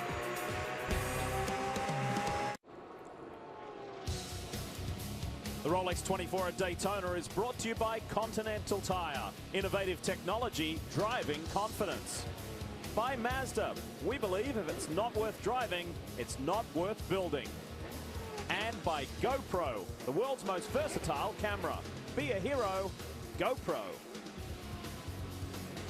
Back on a beautiful Florida morning, and we are racing towards the finish of this 50th anniversary running of the Rolex 24 at Daytona. We began with a 59 car field, and of course, as always in endurance sports car racing, there is a reasonable attrition rate through accident, through reliability problems, whatever it may be. We have lost some big name teams like Wayne Taylor's Sun Racing the new Corvette, it went out very, very early. We've had a pretty wide array of tweets, and this one comes from one of our competitors, Guy Cosmo, in the Extreme Speed Motorsports Ferrari. Looks like my last stint is going to bring us to the end of the race, so if you're watching on Speed, I'll wave to you. I'll give him a tip. Don't stick your hand past the window net. I did that. I was waving at Bob Dotson, and I stuck my hand out there at about 200 miles an hour and I could rip my arm off. Just do a couple fingers. That's all you got to do. This is one of the 5 Ferrari 458 Italia Grand Am cars that entered this race with Scott Sharp and Ed Brown and Johannes van Overbeek and Guy Cosmo. It's a super looking car. Great colour scheme on this Patrone machine, and we're going to see these boys a lot more in 2012, which is very exciting. Yeah, they're going to be doing the Endurance Championship, which includes Indy and the Glen, of course, as well as maybe Homestead and Detroit as well. So it'll be great to see those boys on a more regular basis. These cars are not like what you would see Scott Sharp and Ed Brown and his team of extreme speed men race in the American Le Mans Series. Then they're quite removed from the GT2 spec car, and they're not quite like the Ferrari Challenge car either. They're somewhere in between, and that's why it's built to Grand Am specifications. So there are subtle differences in suspension, in gearbox, in the floor, the underside of the car. There's various things. The one thing I notice, and I love these cars, but I didn't like it, Dorsey, I'm a little bit old-fashioned. I want to hear sound, and the new Ferraris and the new Audis are very quiet. I'd like to see them change the exhaust system on it to give a bit more noise. Yeah, I agree with that. Race cars should make some noise and make a little racket, and they are pretty quiet race cars among other things. Time to check in with a man who's been working hard this morning already. Here's Chris Neville. What do you got for us, Chris? Well, guys, we've been talking about the fans all weekend long. How many there are here? There's estimates of 75,000, and there's a lot to do other than just see the cars on the racetrack. There are all kinds of great booths down here in the infield, and Continental Tire and the Grand Am Series have set up one booth where you can check out some of the safety equipment that is in these cars, these drivers use. They've got a cutaway engine down here that you can see some of the internal components, and also Continental Tire has a great tire over here where we can actually see what goes into a race tire, all the different layers and technology that goes into this tire. And you can see the carcass down here where they actually add the air, and this is what really needs to be protected because of all that heat generated. And this carcass here is just a nylon carcass, and this corner, this bead area, we always talk about beads and how much heat is generated in this bead and how that has to be really strong. It also needs to be stiff for the cornering of the car. And as you move away from that nylon carcass, you've got some fiberglass layers, and these fiberglass layers are what protect the carcass from the heat that's in the steel belt, because this steel belt generates a lot of heat. You got to protect that carcass, and they do that with these nylon layers. And then before you get to the outside part, they've got this nylon cap that is spirally wound, and that creates better uniformity. When it's spirally wound like that, that makes it so there's no heavy points in the tire. Once you get out to the outside, this is the part that's actually touching the racetrack. This is the external component, or the compound of the tire. And the compound is something that we always talk about in this series and another series. In this series, there's only one compound, the same compound between GT and DP. And this has been developed for over 2.5 years. This year we're going to Indy. They've got to develop a specific tire just for Indy. Hey, Chris, that looks like the tires on your rental car. Is that how you learned all that stuff? Come on, Dorsey. I actually do some homework. I know you do, my friend. Some important numbers there with thanks to Continental. Continental is the spec, the control tire in Grand Am Series competition. And just look at those numbers there. These guys bring a lot of tires, a lot of crew, and they work incredibly hard throughout the entire 24 hours and the entire week throughout. So we've told you the story about the 99 and the troubles they had throughout the night. Meanwhile, here is the 8, and behind the wheel right now is the pole-sitting driver and full-time driver for Starworks. This is Ryan Dial, and he's trying to catch up. He's trying to unlap himself. Yeah, you can see Scott Pruitt just ahead, just a couple of seconds down the road, and Dial has got some speed in that machine. His last time by was a 1:42.2, which is equal to Scott Pruitt's best lap of the race, almost by a 1/10 of a second. So the 8 car is coming alive. They may have made some adjustments to deal with that rear bodywork, which has been torn off in the off by look. Oh, Pruitt loose there on the entry to 1. He's pushing hard, Dorsey. Well, Ryan Dial is tired of waiting for a yellow. He's going to get his lap back the old-fashioned way. I'm going to just drive on by and get it. Remember, it's not just Pruitt who's been victorious at the Rolex 24. This man here was part of a successful squad a couple of years ago for Action Express Racing, along with Terry Borcelli, Joao Barbosa and Mike Rockenfeller. So Ryan Dial knows. Have a look at this. Watch the blue, white and red car. That's Scott Pruitt. Look at it get loose, and look at the master have to catch it. You know what he did right there? He was a little bit off on his apex. He's a little bit wide there, and he knew he was. And instead of turning for the corner, he adjusted the speed by going straight longer, and then pirouetted the car, or rotated the car to get it turned in. Well, the guys have been talking about the car's been a little bit loose throughout the course of this race, and they believe if they have a yellow, they may in fact make a camber adjustment on that car. They've got to find some more speed somehow. They can't do it on the straightaway. There's nothing they can do there because the power of the engine is what it is. There's a mandated rear wing angle that these guys have to run, so you can't trim the car anymore. They've got to find it through cornering speed. What was neat was you saw Scott knew he was in trouble and knew how to correct the problem. He made a little problem. He knew what the error was. He knew what the correction was. I just stay straight longer, get this thing slowed down, and then I can rotate and make my corner. There has been a lot made about Ford's power this weekend in this race. Watch it here. There's Pruitt in the middle. The 01 car is Scott Pruitt. The next car you'll see is Ryan Dial. One is BMW power, one is Ford power. And let's see, there goes Scott. He gets by the 99. That was no drama there. Henry, you know, Ryan Dial did another thing that was pretty smart. He ran around the bottom of the racetrack. You saw Pruitt up by the wall. Ryan took the lower way. He's traveling less distance. See Pruitt now back into that same area of the racetrack. Car doesn't look quite right in the mid part of the corner where it's fully loaded there. But he's pushing. He realizes go time. These lack of yellows is just a big surprise for everyone, including the teams. Remember, for the last 4 years, Scott Pruitt has completed, in the car that he has been in, has completed every single lap of this race. He knows what it's like to stand on top here at the Rolex 24. He knows what it's like to have that sick feeling in your stomach to come second a couple of times as well. And as we enjoy this battle, it's time to check back in with Chris Neville. Chris?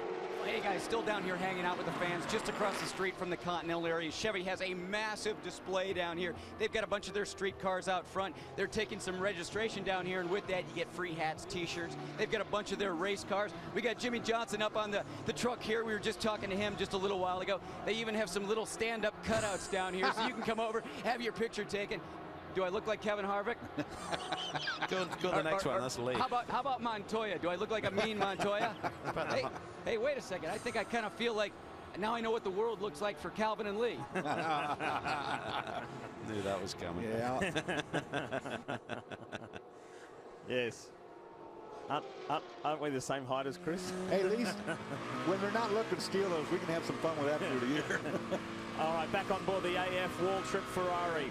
It's been quite the ride for these guys. This is the car that Holmes. Look at this, Ryan Dial alongside Scott Pruitt. It didn't take long for the Scotsman to catch Scott, and around he goes. And this is an indicator. Look at that. When you need speed, that Ford-powered Riley has it over the BMW right now. This is a big problem for the Ganassi boys. Yeah, they don't want to go down to a sprint race with these Fords because you can see right now, handwriting on the wall, even with that damaged rear, which is hindering top speed. He made that. Ryan Dial, look at that, just drafts up on the back of him, moves up to the high side. Scott knows he's there. Can't do a thing about it. Folks, why is this important? Ryan Dial in car number 8, that white and blue Ford-powered Riley, just unlapped himself. He is now on the tail end of that lead lap and in with a shot of taking Peter Barron's Starworks team to victory lane here at the Rolex 24 at Daytona. Boy, the Fords have looked good this year. We'll be back.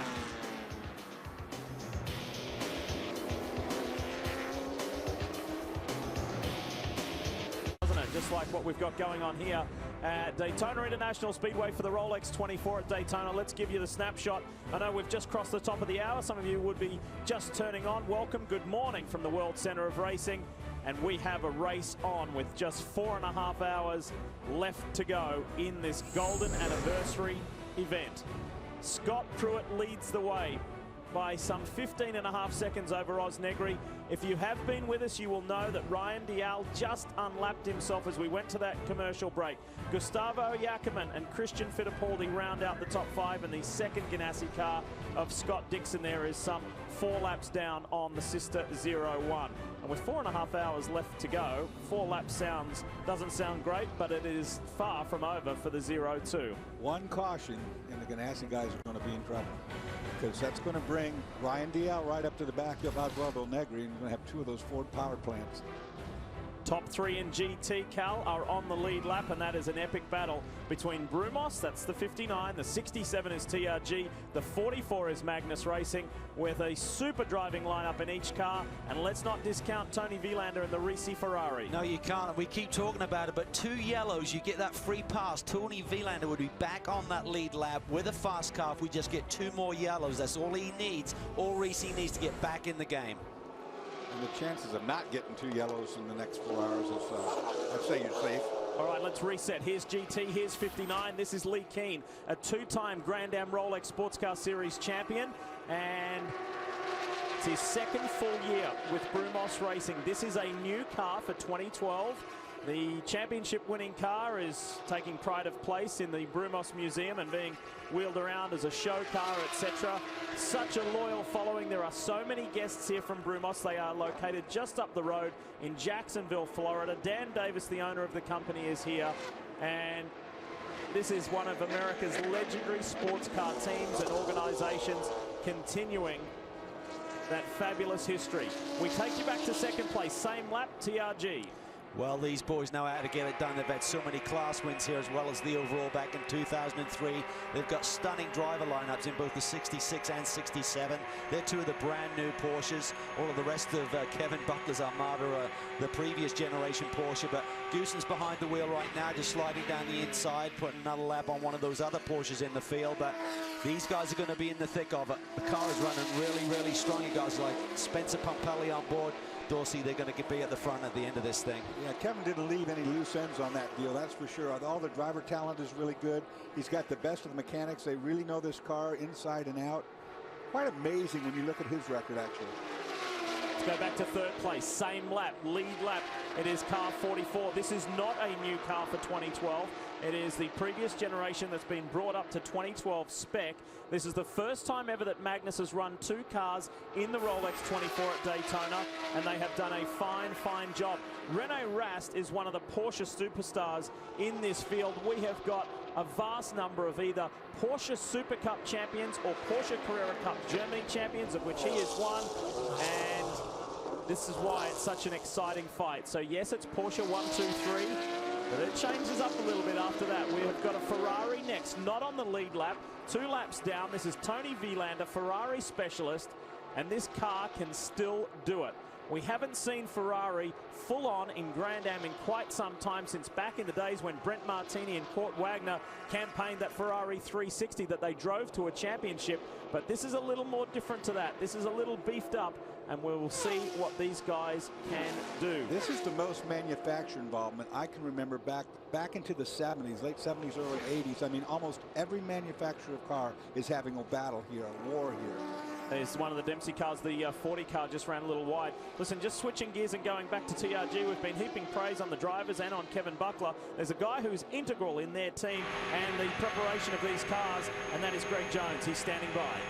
Yes, Greg Jones, team manager for all 5 cars, but you're also the crew chief, the engineer, a number of roles. We're getting late into this race. How fatigued is this team right now? It's pretty crazy right now. So we hope to get all of our stuff and keep going, pushing hard. We got a plan for the last 4.5 hours. We got our driver lineup. The cars, we're having a little bit of technical difficulty with it, but we're going to keep pushing for it. When the drivers get out of the car, they get to go have their massage, they get to eat dinner, they get to get some sleep. The crews do not. What do they do to relax? Not really much of anything. We goof around a little bit. We tape some guys to chairs, you know, stuff like that through the middle of the night.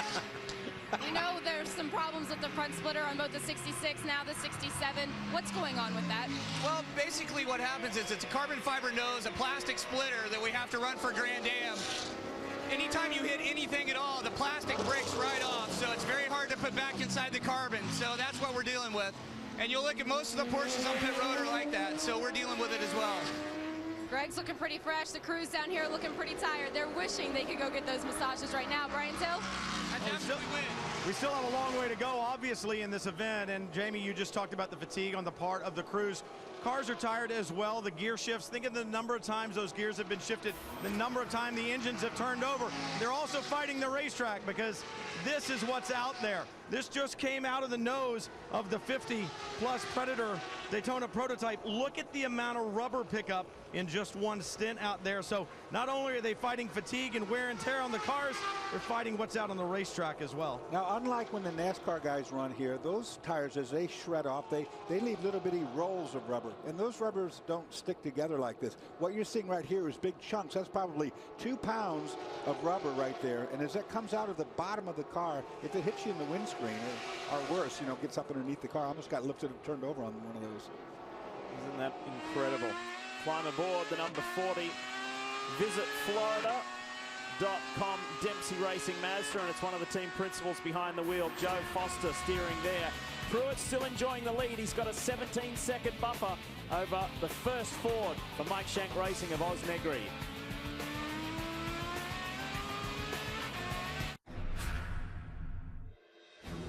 As Oz Negri goes down the inside of Max Papis. No, Papis is trying to outbrake him there. That is naughty, I'm afraid. So a full brake service on the lead car. Montoya in the lead at the moment with the 02 car. I've got to say the body language of those Ganassi cars has been like two buzzards hovering over a battlefield just waiting to take the pickings. The 99 gain score comes in. That car is going behind the wall. It looks like we lost the water pump belt. So the thing wasn't flowing water. It got super hot. We're going to try to repair it, but it's tough. Oh, very close there on the banking. All of a sudden, the BMW's got the ponies and away he goes. It is the time of day to double and triple stint the drivers. Are we seeing a little bit of tiredness creeping in? Sure we are. In the last, what, 10 minutes, we've had 2 or 3 spins. I'm amazed I don't let you, but I'm fresh as a daisy. Scott Dixon, meanwhile, down to 7th position. And what's happened to Scott Dixon? There's frantic activity in the Ganassi garage. The Targa mechanics are running around. Very much a surprise. They're wheeling it out now. And now down to 9th. And we have a yellow 51 car. So it's the APR. It's the Audi. It's the APR Audi. We're half distance indeed. Fantastic battling then going on in the GT category. We've had 2 chunks of 100 laps without safety cars. You've got this fantastic battle for GT. The battle for the lead is separated by less than 10 seconds as well. It just keeps on coming. That gives us another opportunity to say thanks to our good friends at Radio Show Limited for providing that commentary for the live streaming on speed.com throughout the nighttime hours when we were away from the network. We welcome you back. We're live. We have been since 9 a.m. East Coast time. We're going to take you all the way through to the checkered flag and, of course, as per usual, 30 minutes beyond for the post-race celebrations. We've seen plenty of the top 3 overall. This is a really significant race for the Grand Am Rolex Sports Car Series because just like the IZOD IndyCar Series this year going to a new car, just like the car of tomorrow several years ago with the NASCAR Sprint Cup Series, Grand Am is entering into its 3rd phase or 3rd generation of Daytona prototypes.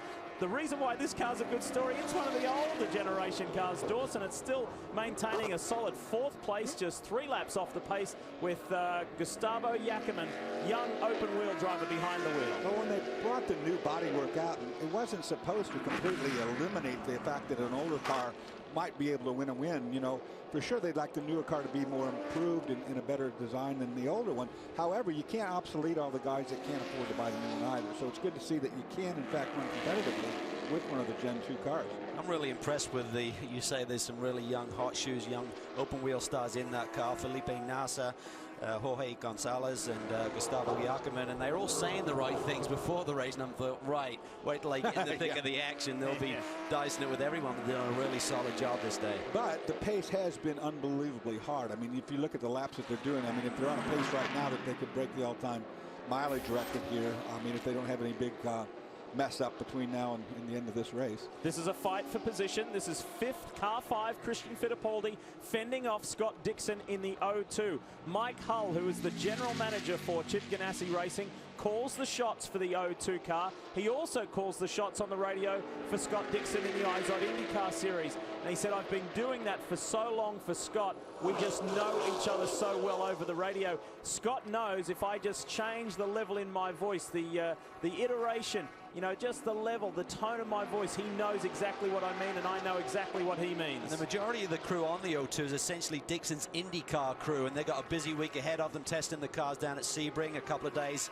after this 24-hour race finishes, and they hope to have all 4 of the Ganassi cars there that day. So in comes the 5, so that makes life easy for Scott Dixon. Let's go to the pits. Here's Brian. Mike Shank sitting on the box down here, keeping tabs of both the 6 and the 60. Mike, last year, 3 cars in the top 10. You got 2 running in the top 5 right now. When you back time this race from the checkered, you guys have been getting about 1 more lap on a tank of fuel. How does that strategy setting up to battle the 01? Hopefully it helps us at the end of the race. It allows our window to be a little bit bigger so we can have some options putting AJ in at the end.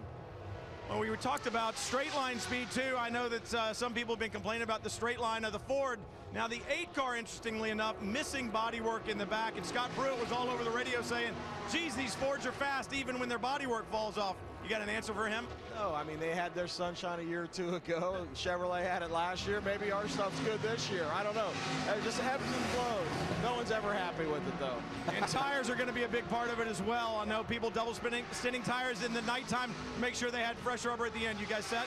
Yeah, my guys did. Both cars did a great job. The engineers on both teams did a great job double stinning tires through the night. We have plenty of tires for both cars. It's not a problem. Got plenty of tires. Now they're hoping for plenty of luck to take them to the checkers. Well, that's about as honest an answer as you'll ever get right there, and he's absolutely right. In my book, every one of the engine manufacturers has had its glory times, no doubt about that. And Fords are good now, and you know, maybe they did their homework and they're a little ahead right now. It's the first race of the year. You can't really say anything. This is for the lead of GT. Brumos 59 versus TRG 67. Lee Keen and Mark Goosens. This is hot stuff with just 4.25 hours remaining. TRG going for the front again. Yeah, they're just a really solid group. You talked to Hurley Hayward about the pairing of Andrew Davis. Got a caution out. There you go, Cal. This is what we need. Remember, we're going to get a free pass. There's going to be some wave runs. This is going to shake things up now. But Lee Keen and Andrew Davis, he said they're the perfect complement for each other. They're like 2 brothers. They get along so well, work together so well on the race car, like the same things. We're really happy. And to win that championship last year was really big for that team. And there you can see Dorsey offline, that rubber that's building up. The yellow is because, take a look at the racetrack here. Look at these big chunks out the outside. This is a place, of course, this is the bus stop. This is where you cut down tires and you cause aggravation. You get punctures in radiators. They want to clean this up. I applaud them for that. I'm not sure the Ganassi team will be applauding them right now.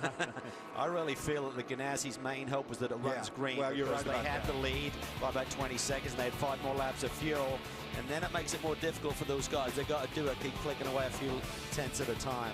And Peter Barron and his Starworks team with Ryan Dial, they'll be applauding this. This helps their 1:41 deficit.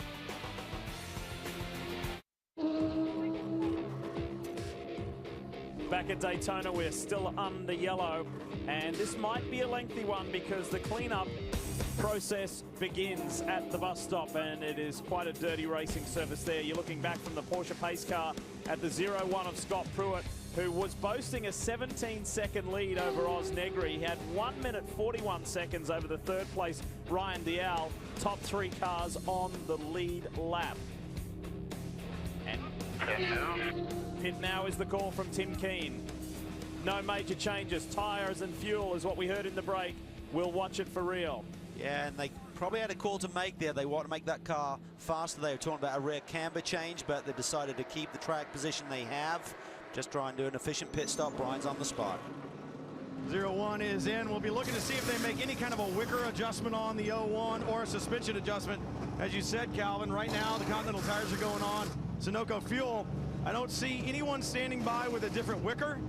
And I'm not seeing any suspension adjustments. You would have thought that they might have been able to do that on the front without pulling the nose. They'd have to pull the rear engine cover in order to do that in the back. No suspension adjustments, no wicker adjustment. Just waiting on the rest of the Sunoco fuel. Pruitt's back out there. I do have some bad news for them, though. If they think the 8 is fast now, I talked to Peter Barron. He said they've lost about 3 to 5 miles an hour when they lost that rear bodywork. Well, in that case, it'd be about 10 miles an hour faster because Dial blew by Pruitt like he's tied to a stump. about half an hour ago. We did speak to race director Mark Raffoff in one of our breaks about his thoughts on the number 8 rear bodywork. He said no problem. He said, long as the structural integrity of the rear gurney flap there, the little trailing piece along the rear edge of the bodywork, not the wing but just below that on the top of the bodywork, long as that is still there, he said, I do not have a problem with it. He said, in the wind tunnel, we've looked at what those rear bodywork pieces do, not a huge effect, so his belief is it shouldn't change it too much, Dorsey. And it's not like they did it on purpose. I mean, when Lucas went off, it got torn off. All they had to do is repair it. You see this flopping around a little bit back there, and it does contain that rear wicker, but all in all, I mean, structurally, it's sound. It's hooked to the rear fenders. You see there's like clips on each side. Yeah, but I wonder, though, when without the support behind the rear wheels, whether the trailing edges could kind of sort of like float down like a bird's wing, do you know what I mean, and get out of the airstream a little bit. So, tough to say. Been a lot of discussion about the race leading car, the 01 of Scott Pruitt. Let's go there and hear from the team manager. Tim Keane on the radios right now. I know you guys were talking about the top speed of the Fords. Looks like you're going to have to use strategy and some luck if you want to keep that 01 in front until the checkers. Yeah, they certainly got the legs on us on top end, and as long as we're in front of them, at least they got to pass us. But it looks like the 8 car is probably the strongest one. From listening to the 60 car, they're kind of losing the handle on the car a bit. It's kind of sliding around, it seems like. Like I said, I'd rather be in front of them. If we would have liked to have made a camber change, but if we get behind them, we're not going to get around them. So we'd rather at least make them earn it. I was going to ask about that. We had heard that you were talking about making a suspension adjustment. No wicker adjustment either. Is that just going to loosen up the car too much? Actually, we added some wicker because we're loose ourselves, and that's what we were going to add the camber for. And, you know, we just don't feel that falling behind them, we're going to be able to pass them. So we may as well make them earn it. And we got Scott Pruitt to hold them off, so hope it works. You surprised by the speed of the 8 car, especially without the bodywork? Do you think that's a help or a hindrance? I mean, you guys know the aero of these cars. It's hard to say because we really don't have that much experience. We've had one test session with these cars, really, so we really don't know. I'm certainly not surprised with the speed of the Fords. They've always been fast here, I mean, honestly. Yeah, it's a clean sheet of paper for everybody with this new Gen 3 Daytona prototype. Timmy didn't seem too concerned about the 8 car missing those chunks of bodywork. He just thinks, you know what, the Ford is strong. We've just got to play our game. His belief is if they, you know, made the changes to the rear geometry, or the rear camber, should I say, they're going to lose track position, and there's no way they can get back by those cars. So they'll be very disappointed with this yellow because they really needed just to stay green. That was their hope right now. But we've still got a long way to go, guys. Over 4 hours of racing. There you go, the cleanup continues at the bus stop as we reshuffle things on pit stop order. Hey, Parker Kligerman has tweeted, watching the 50th Rolex 24, would love to come down. And the 01 is going to have to dig. Parker, you are correct. And remember that Car Warriors kicks off its 2nd season with a special Friday night premiere, February 24th, right here on Speed. Beautiful Florida day, and we are running at a slower pace at the moment, still under caution. And Marco Andretti has just tweeted, I've got bad cramping or else I would be out there. I had fun though. Well, it doesn't come as a surprise after the marathon effort he put in testing his IndyCar down in West Palm Beach, and then coming straight here and driving for the very first time. And TK, Tony Kanaan, big props for Speed for all the coverage. Thanks, Tony. Wish you were here. You were supposed to be here. Things didn't fall the right way, but we know that you will be back perhaps next year at the Rolex 24 at Daytona, and all the best this year in the IZOD IndyCar Series. We know about that cramping, don't we there, Calvin? We do, and curious to know whether the cramping was from dehydration or maybe just didn't fit the car very well. Remember, they threw them in right in the middle of the night. If you're stretching or you don't really fit the seat properly, that can create issues through the body as well. Oh, well, a campfire going real good here. That seems to be an annual event, a campfire that gets out of control here, especially with this large crowd. So the fire department will take care of that. You saw the 56 going back to the garage. That was the AF Waltrip Ferrari with Drew Aguirre, and we have the TRG 67 is in. Jamie? Yes, we're looking forward to the 67 and 59 doing battle as soon as we went back to green flag. 67 needed that first stop, so they took this opportunity. They did not replace the front splitter on the car. It was fuel, 4 tires, and a driver change. So Jerome Bleckemollen is now behind the wheel of the 67. I think this is where it's really hard for these teams to make that call. Do you spend a little bit longer on a pit stop at this stage of the race with 4 hours to go to make the car, performance-wise, as strong as it can be? I would be doing that because, you know, who knows, we could go green the rest of the way and that would really hurt you, but you'd have to think we'll see another yellow before the end of this one, then it'll reset a little bit, and then you've got a stronger car to finish. That front splitter is really important, Dorsey. This has been a really, the front end grip. really long yellow flag because they're taking the time to do what needs to be done around the racetrack, so you should take the time to do what you need to your car as well. You could see there as we wait for the track to finally be cleared and this brush truck to get out to a safe distance. We'll see the lights go off on the Porsche pace car.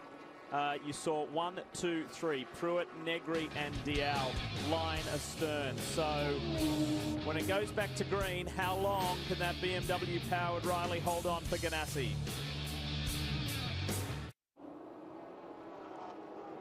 Are you ready to go racing? I hope so. So are we at the Rolex 24 at Daytona. The lights are off on the Porsche pace car. And there are 2 hungry Fords ready to take a big bite out of Scott Pruett's BMW Riley for Chip Ganassi Racing. Watch those top 3 cars all on the lead lap. It's Pruett, Negri Jr. and Ryan Dial. An American, a Brazilian and a Scotsman. Ready to roll. End of our 11th full course caution. Let's go racing. It's BMW versus 2 Fords. How long can Pruett hold on? Here comes Oz Negri. Has a look to the outside. Pruett takes the lead nice and calmly down into turn 1. Everyone will be reminded, Pruett's wide there. There's no grip on the outside of the racetrack. That cost him a little bit of traction. They're getting off that corner. Negri is much closer.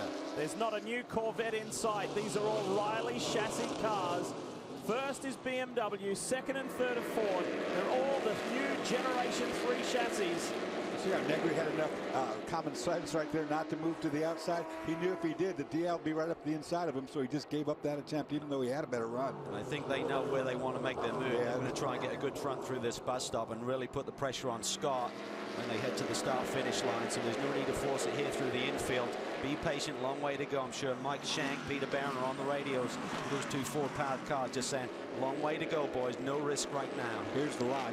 They're going to see what you got right now. You heard team manager Tim Keane at Ganassi say, we would rather be in front and make these guys earn it than try and chase them down.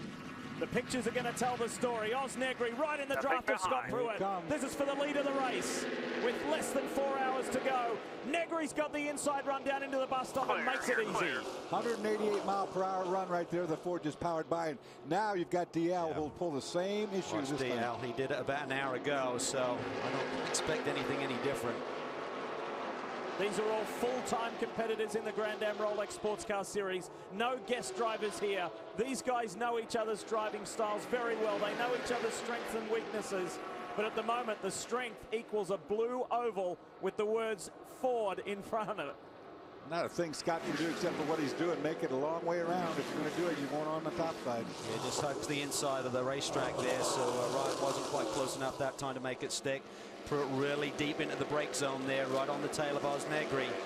But this is going to be tough. We saw this a few years ago. Remember, Montoya hung off for so long. There was about 40 minutes to go. David Donahue blew by with the Porsche-powered car and claimed victory that day. Similar setup here for the Ganassi boys. Ganassi saw it 2 years in a row, Cal, didn't they? First with the 6-cylinder Porsche power and then the V8 Porsche power the following year. They couldn't do anything about it. It's all about execution now. I mean, Tim Keane knows their main card is really just to keep doing what they're doing. No mistakes. Execute these pit stops and have a good, clean race and hope that the Ford guys have a little bit of trouble. Pruett's got better bite there. He has got much better ability to get through that hairpin and hug the inside, but when you get up on the high banks, he now needs to tuck underneath that rear wing of Oz Negri, and that may help him defend against DL. But here comes DL with a double toe. Whoa, look at this. Watch that white and blue Ford on the inside, and this is just coming back to old racing principles. Scott Pruett's trying to force them into a mistake when they've got that straight line horsepower. He cannot do anything about it. Ryan DL in the 8. While you can argue about the bodywork, whether it gains speed or loses speed, the one thing that is a given, and that is that car is loose right now. He's saying it's very loose indeed, trying to hold on to it, but we know that Scott Pruett's car not handling the way he wants. Perhaps it's Oz Negri in the 60 that's having everything his way right now. Well, let's watch through as we get to the end of this infield game whether Pruitt can make up that margin through the infield section. If they can keep the lap time about the same and then have a little bit better pit strategy, they're not out of this thing by a long shot, but it's going to be awfully tough because as soon as you get a reset with a yellow, those Ford-powered cars are just going to blow by you like we just saw. In both classes, the top 3 cars are on the lead lap in GT. Brumos's Lee Keen still leads Jeroen Bleekemolen for TRG and Renault Rast for the 44 Mcnish Racing team. If you're a Ferrari fan, you've still got a shot with Andrea Bertolini is in that Risi Ferrari in 4th place, just 1 lap down on those top 3.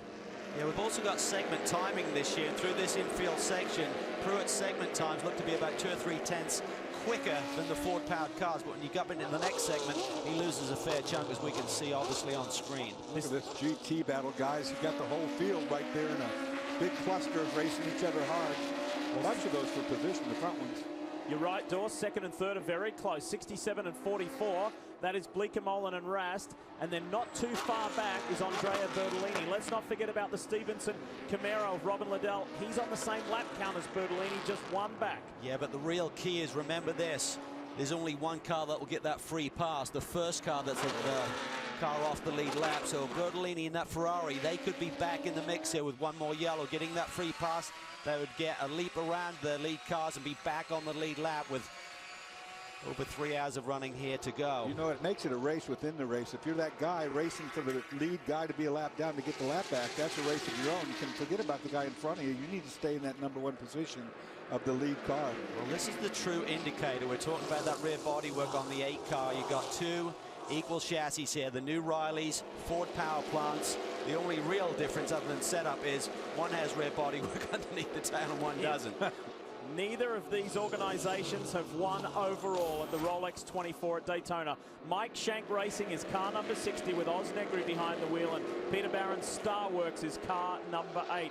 It has been 13 years since Ford saw victory lane overall here at the Rolex 24 at Daytona. That is a long time to wait for a manufacturer. It really is. And for Ryan Dial, remember his coming out party, I think it was 2007 when he was mixing up with the likes of Montoya for the Starworks team. And he loves this place, of course, has won here since that time. And he's one of the best guys in these Daytona prototypes. Coming off a win in the final round of last year's championship at Mid-Ohio with Enzo Podolicchio, who will drive the entire championship with. This is the fight for the top 3 positions in Daytona prototype. In GT, it is equally as gripping, and one guy right in the middle of that is Andy Lally. Let's hear from him. Andy, you're with a new team in Mcnish Racing this year, and you look a little stressed in the closing stages of the race. How is this 24-hour different for you? This is the most competitive 24-hour I've been a part of here. We stayed on the lead lap the entire race up until early this morning, and we lost the lap. We just got it back. Renee Rast is in the car. The kid's a bullet. He's absolutely flying. All my co-drivers, John and Richard, have been doing really good, but man, this one is going to mean so much because it's the 50th and because it's the most competitive GT field in endurance racing history. And there's so much on the line, and I want another watch. It is so important to have a strong car at the end of this race, but on that last pit stop, it looked like the under tray had to come off the rear. How will that affect the car? It's not really going to affect handling too much, but it's affecting our top end. We've bled off probably 2 or 3 miles an hour, and we can still draft up to the car right in front of us, but when we pop, there's definitely a drag, and it's hurting us a little bit. So doesn't seem to be hurting Renee too much, though, man. He's really done a really good job. This is his first Daytona 24. Richard's been with Mcnish Racing for a while. Renee just got past the 3rd place car and said, where's the next one? So he wants it bad. He wants to go get the 59 and see what we can do here come 3:30. All right, he's got deep breaths, fingers crossed. Take a look at this poster over here. They have their Rolex Wars right now. It is full-out battle at Daytona. And front and center is team owner John Potter, who has done his work in the 44. And watch out for René Rast. He is the 2-time and defending Porsche Super Cup champion. And it's kind of shades of a young Mike Rockenfeller circa 2004, just putting in blistering lap times, going for that win. He came up a little shy back in 04. We'll see what René Rast can do for the Mcnish Racing team, or can the famous 59 hang on? Talking of hanging on, look at Pruitt. He's still in the picture there, Dorsey, and we're looking at the segment timing. Segment 1 is just past the start-finish line to the exit of the infield, and Pruitt there has sometimes made up 4 or 5 tenths on a single lap, and then he loses about 2 tenths down to the bus stop chicane. So look at him here. You can see the gap, probably about 6-7 car lengths, and then we'll see what he can do through the infield. One of the Stevenson Camaros limping along back there. We don't know which one yet. That'll get the pit lane pretty soon. We'll find out. But you're right, Calvin. Pruitt is able to keep the same lap time and actually be the fastest car of these 3 through this infield. He's only losing down that straightaway. 1, 2, 3. Negri, Dial, Pruitt. Gustavo Yackerman is still 4th. Christian Fittipaldi for Action Express is 5th. And then Scott Dixon, Ryan Hunter-Ray in the 7th place here at Daytona with 3 3/4 hours remaining.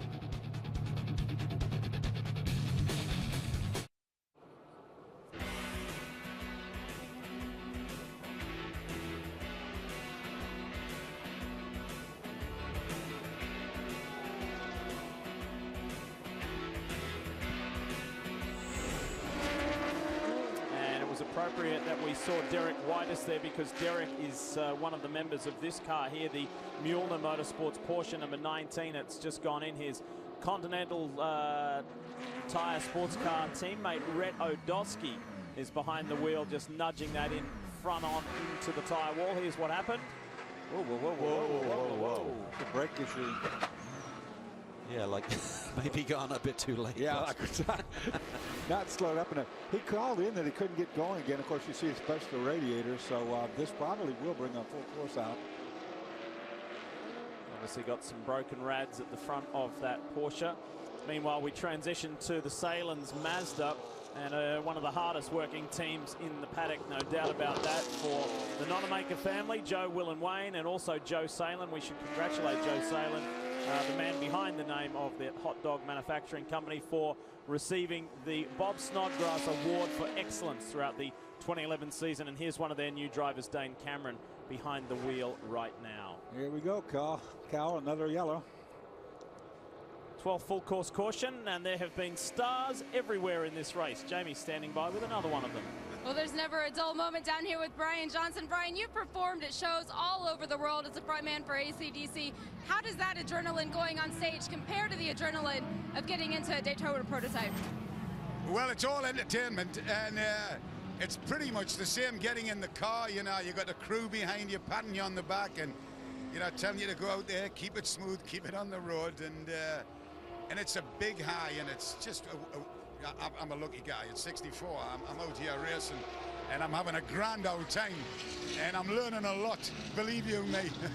When you got out of the car for the first time after that first stint, what was going through your mind? Well, it was, I don't know, it was a mixed emotions. It was that I'd finally done me, you know, my dream had come true, and I suddenly realized there was a lot of fast guys out there, very, very fast, and I just knew I had to be very careful in what I did, not to cause any trouble or anything, and just keep it clean. But I felt absolute elation. It's a wonderful feeling. It really is. Will you get a repeat? Because you're next up in the car. Go get your helmet on. Yes, I am. Thanks, guys. Some pretty staggering numbers for that man and the band that he heads up.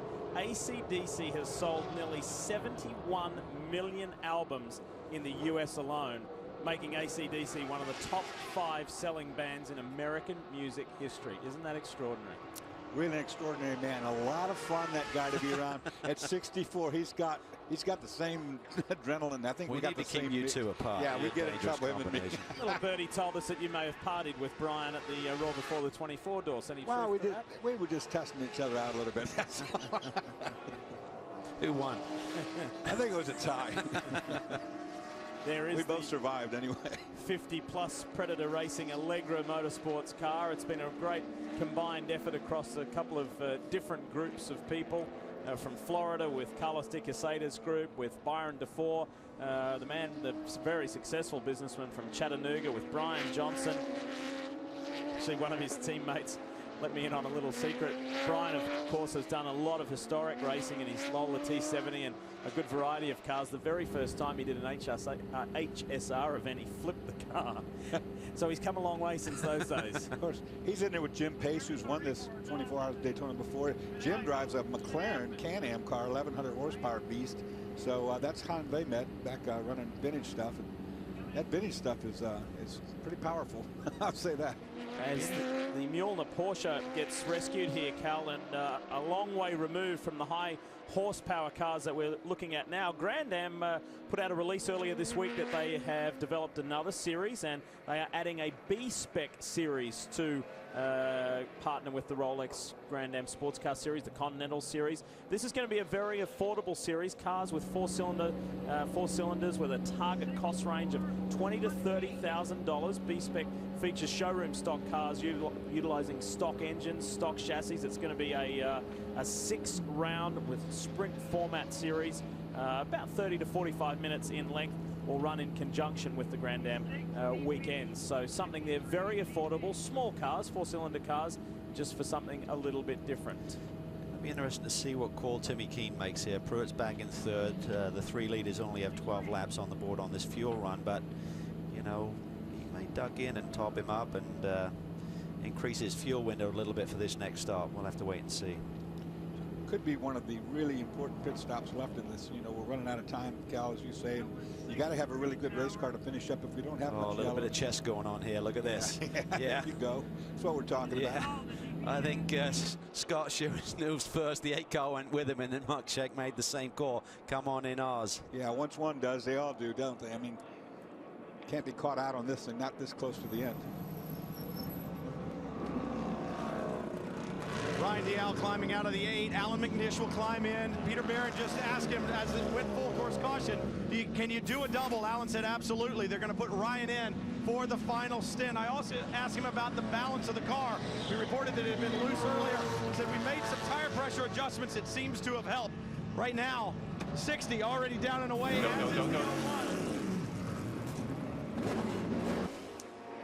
Right, the 01 got around the 8 there. But for how long? That's the deal.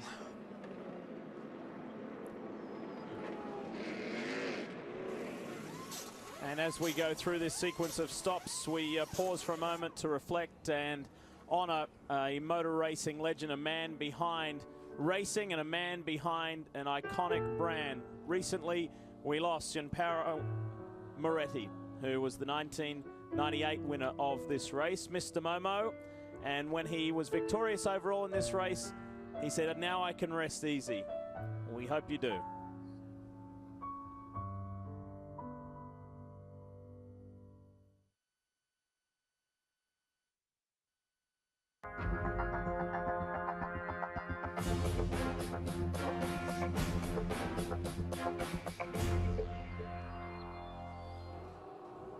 As I mentioned last night, it's what it's all about, grabbing that beautiful Rolex wristwatch. One of the defending winners, Joey Hand, said he wants one for each wrist, but I think that task is going to be made increasingly difficult over the next 3.5 hours. It was a good, clean start yesterday at 3:30 Eastern for both classes. However, after 14 laps, a former race winner, Wayne Taylor's SunTrust racing car, was done. That was a shocker. This was a shocker too. The two Ganassi teammates battling out there, Rojas and Jamie McMurray. This one of the bigger crashes for the 41 Mazda. Gets hit twice there. That car is severe damage. Impacted 3 cars, that crash, a prototype and 2 GT cars. And there's been a sequence of taps and spins and no harm done. This was Hurley Hayward, the 5-time Rolex 24 winner. He got help there and said it was just an easy spin. They were able to get going again. This was one of the biggest stories, though. Yeah, they've shown a lot of pace throughout the course of the night, but then they had problems with the radiator. Then Alex Gurney got stuck down there in the tire barriers. They also lost time with the water pulley as well, water pump pulley. This was a scintillating battle between Mark Lieb and Rene Rast in the 59 and the 44 Magnus car. The Porsche drivers going hard at it. And this was Joey Hand trying to weave his way through past open wheel star Paul Tracy. Although Paul Tracy was several laps down, it didn't keep him from battling. And we saw this, the damaged car, the number 8 car that had that rear bodywork torn off. Then we see it, Ryan Dial getting back on the lead lap, taking over Scott Pruitt there. Continental Tire race summary here at the Rolex 24. We know Allmendinger is out in front. Lee Keen still heads GT. What a super performance it's been for that team here at this year's Rolex 24. We're still under our 12 full course caution. 52 laps under caution. And look at that massive number there of lead changes, with 17 of the 59 cars being forced into retirement. Quick update on Michael Waltrip and Travis Pastrana's Ferrari. They are still garage bound with clutch problems. They are trying to amend that, and Michael tweeted that not long ago.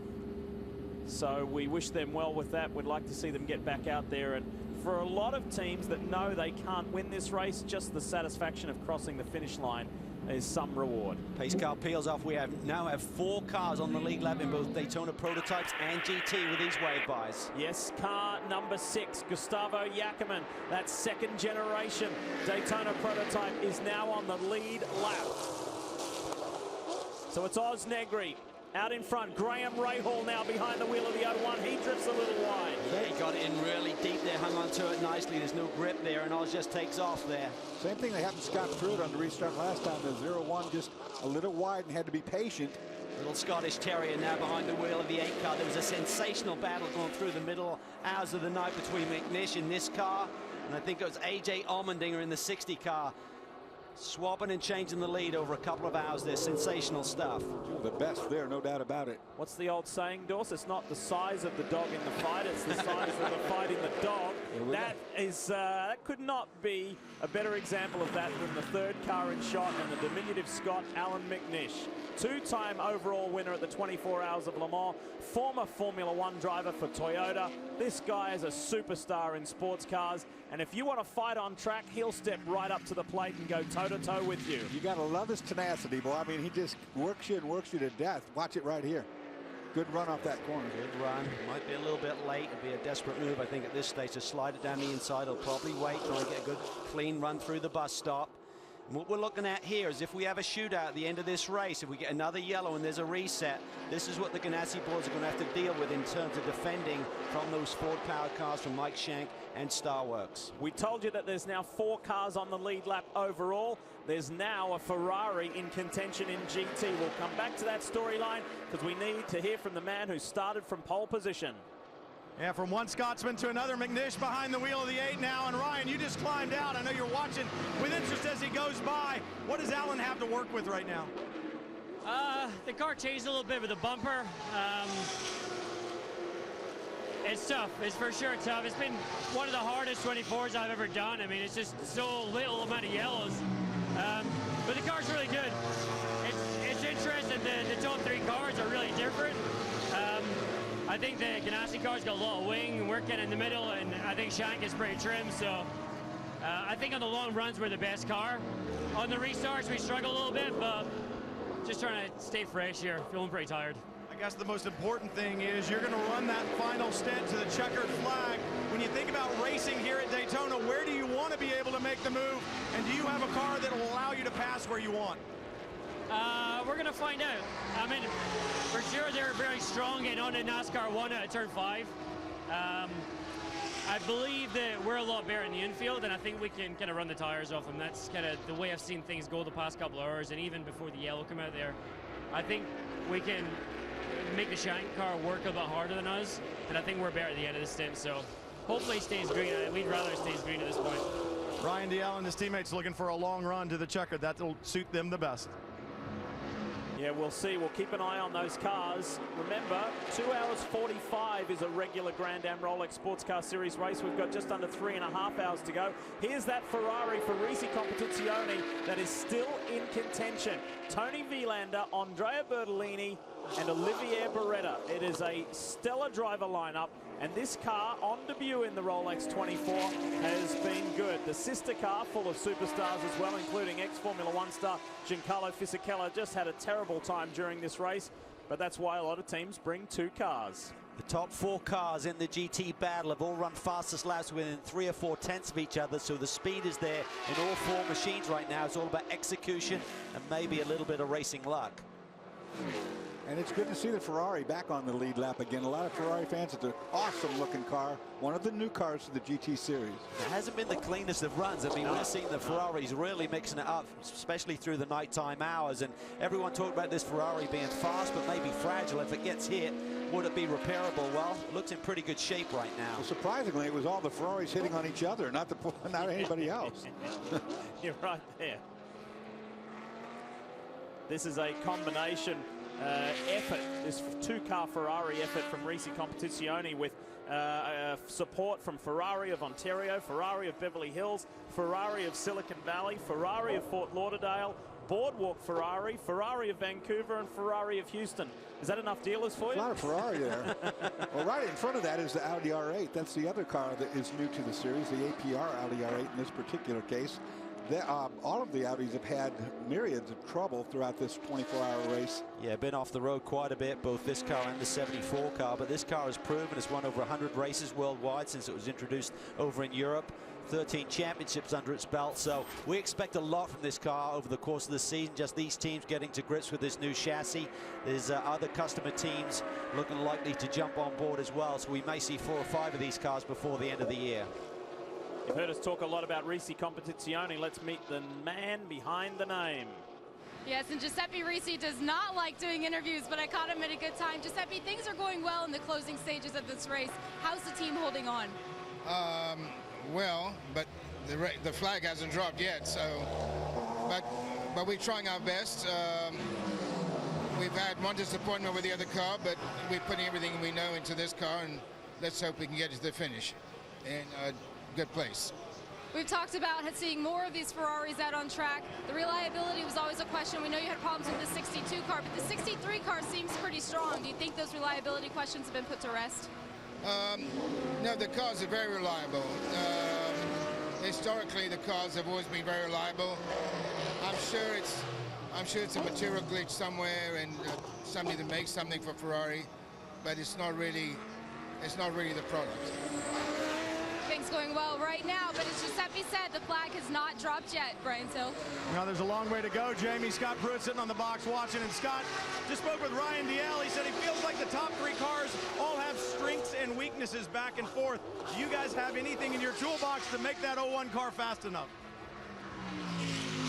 Horsepower. I mean, it's just not right when guys can pull out and go by. I mean, it's just ridiculous. But, you know, everybody at Telmex BMW doing a great job. We're hitting it by the numbers, haven't made any mistakes. We're giving it all we got. And that's where we're at. We're not head-to-head, we just don't have the power. 1, 2, 3 lap shootout at the end. Do you have anything to make a last desperate move? And who's going to be in the car at that time? I'll be in the car, and hopefully the two front cars will take each other out, and we go on for a win.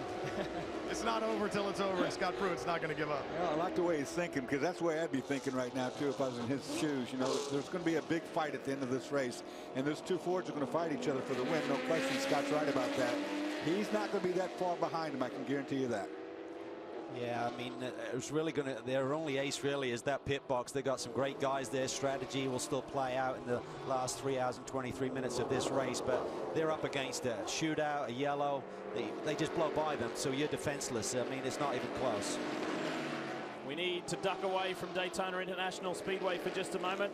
Dorse, Cal, and myself are going to take a quick break. Bob, David, and TK are coming up, and we'll be back in a short while. We are going all the way to the checkered flag live here on Speed.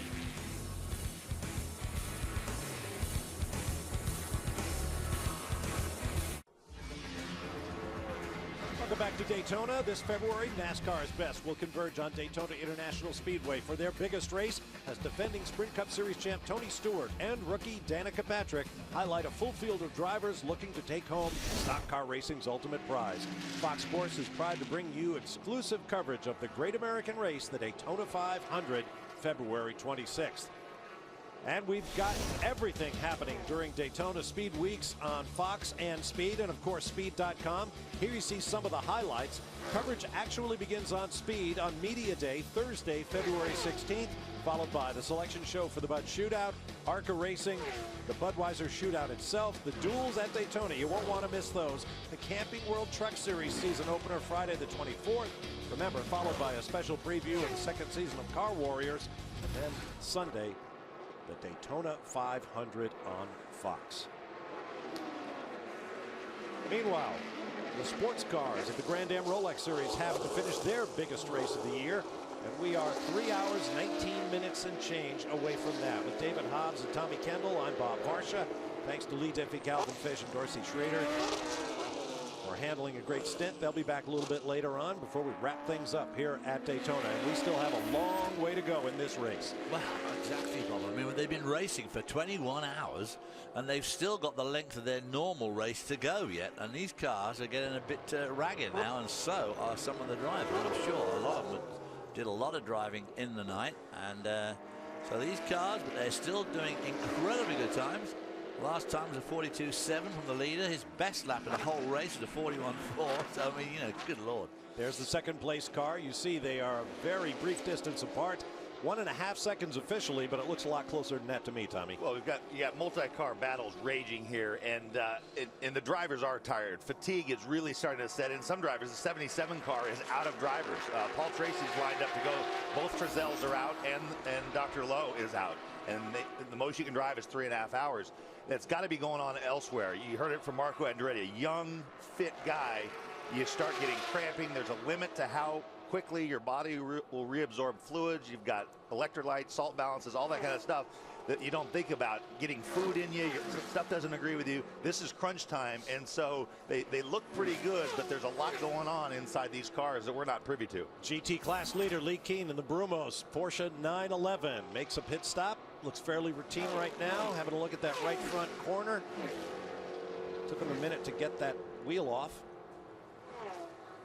Yes, if the Porsche's have an Achilles heel, which they don't, it's that right rear tire. They seem to wear that rather excessively compared to their other GT competitors, but as all the Porsches are in the top 10 at the moment anyway, obviously not a huge problem for them. There's first and second, the 60 and the 8 battling amidst the GT traffic. You make a great point, Tommy. Back in my marathon running days, the rule always was, when you're thirsty, that means you waited too long to rehydrate. If you're hungry, that means you waited too long to eat. It does take time for your body to adjust.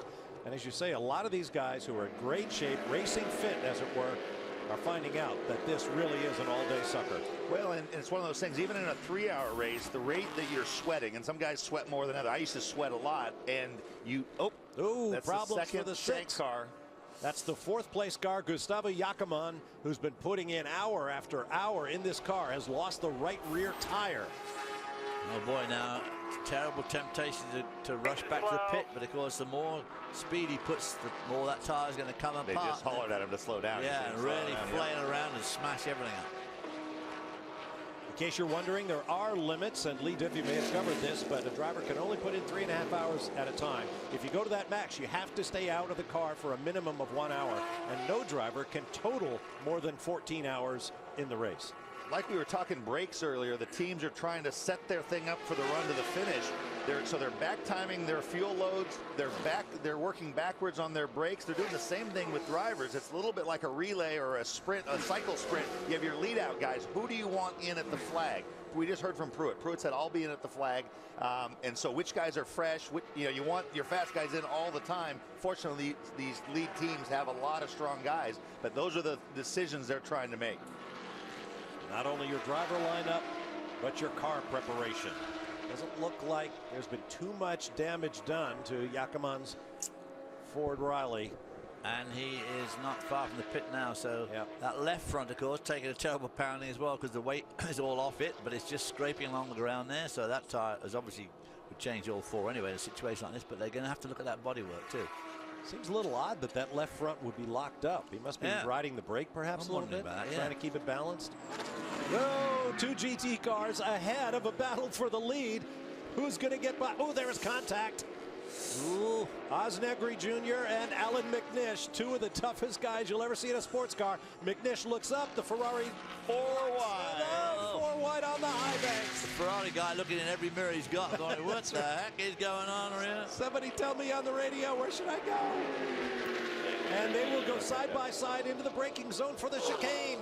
Alan Mcnish doesn't give up on anybody. He's got the outside line, can't quite pull it off. The 60 car of Negre stays in front. I wonder if Mcnish had a flashback to Le Mans this year with a 458 Ferrari. Oh boy. That's right. He had the mother of all wrecks at Le Mans. Boy, it was a miracle, that wreck.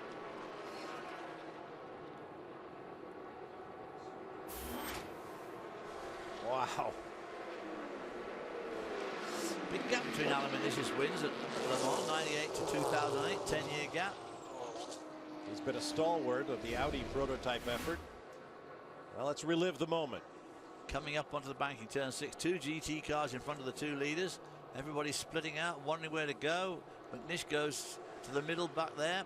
Then he goes to the high side. So Negri gets right in the middle there. And the Ferrari 59 car wondering where the heck everybody's going. Boy, it took a second for Negri's Ford-powered car. We know they are awfully quick on full throttle. It took him a while to kind of shoot that gap. You'd think a Daytona prototype against a couple of GTs would. The GT cars on initial acceleration, especially through slow quad, are just as quick as the DP, and all the DP drivers have been complaining about that. They come up to lap these guys, and then when they put the foot on the pedal at a low speed, the GT car is just as quick initially. And they're quick under braking, but the really aggressively driven GT cars don't stop quite as quick, but they're not giving any inch. So you got to, that's one of the decisions you're making. One of the hardest spots is into the chicane, because you're braking at a high speed, but the turn-in point is still pretty quick. So you're not on the brakes as long as, say, going into the hairpin.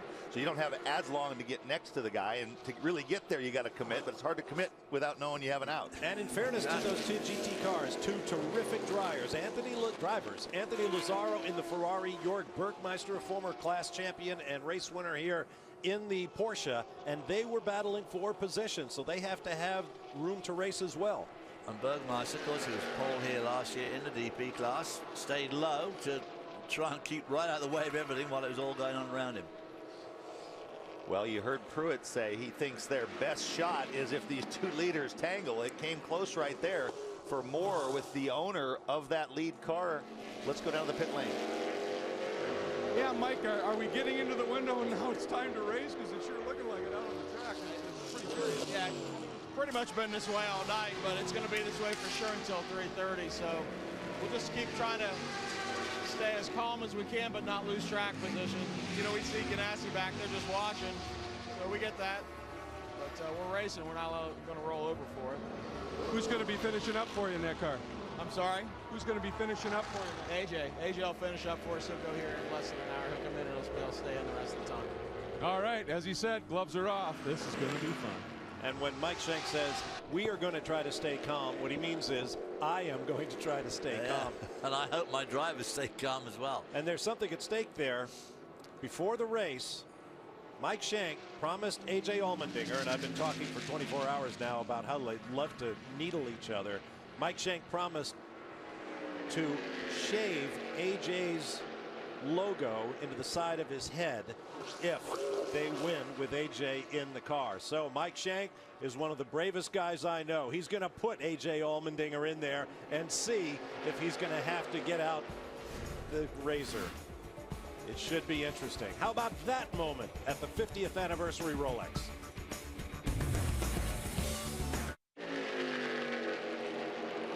Back live at the 50th anniversary Rolex 24 at Daytona. Live on Speed with David Hobbs and Steve Matchett, Greg Kramer and Chris Neville down in the pit lane. I'm Bob Varsha. This is the battle for the, Steve Matchett.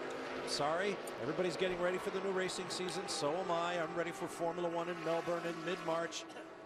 Okay, we'll replace Matchett. Put Tommy Kendall in there.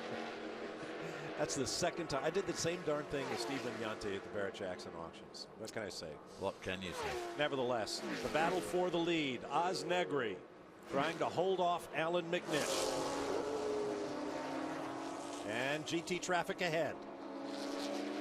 And don't count out Graham Rahal, who's watching all this. You heard Michael Shank before the break say, we know those Ganassi guys are just back there lurking.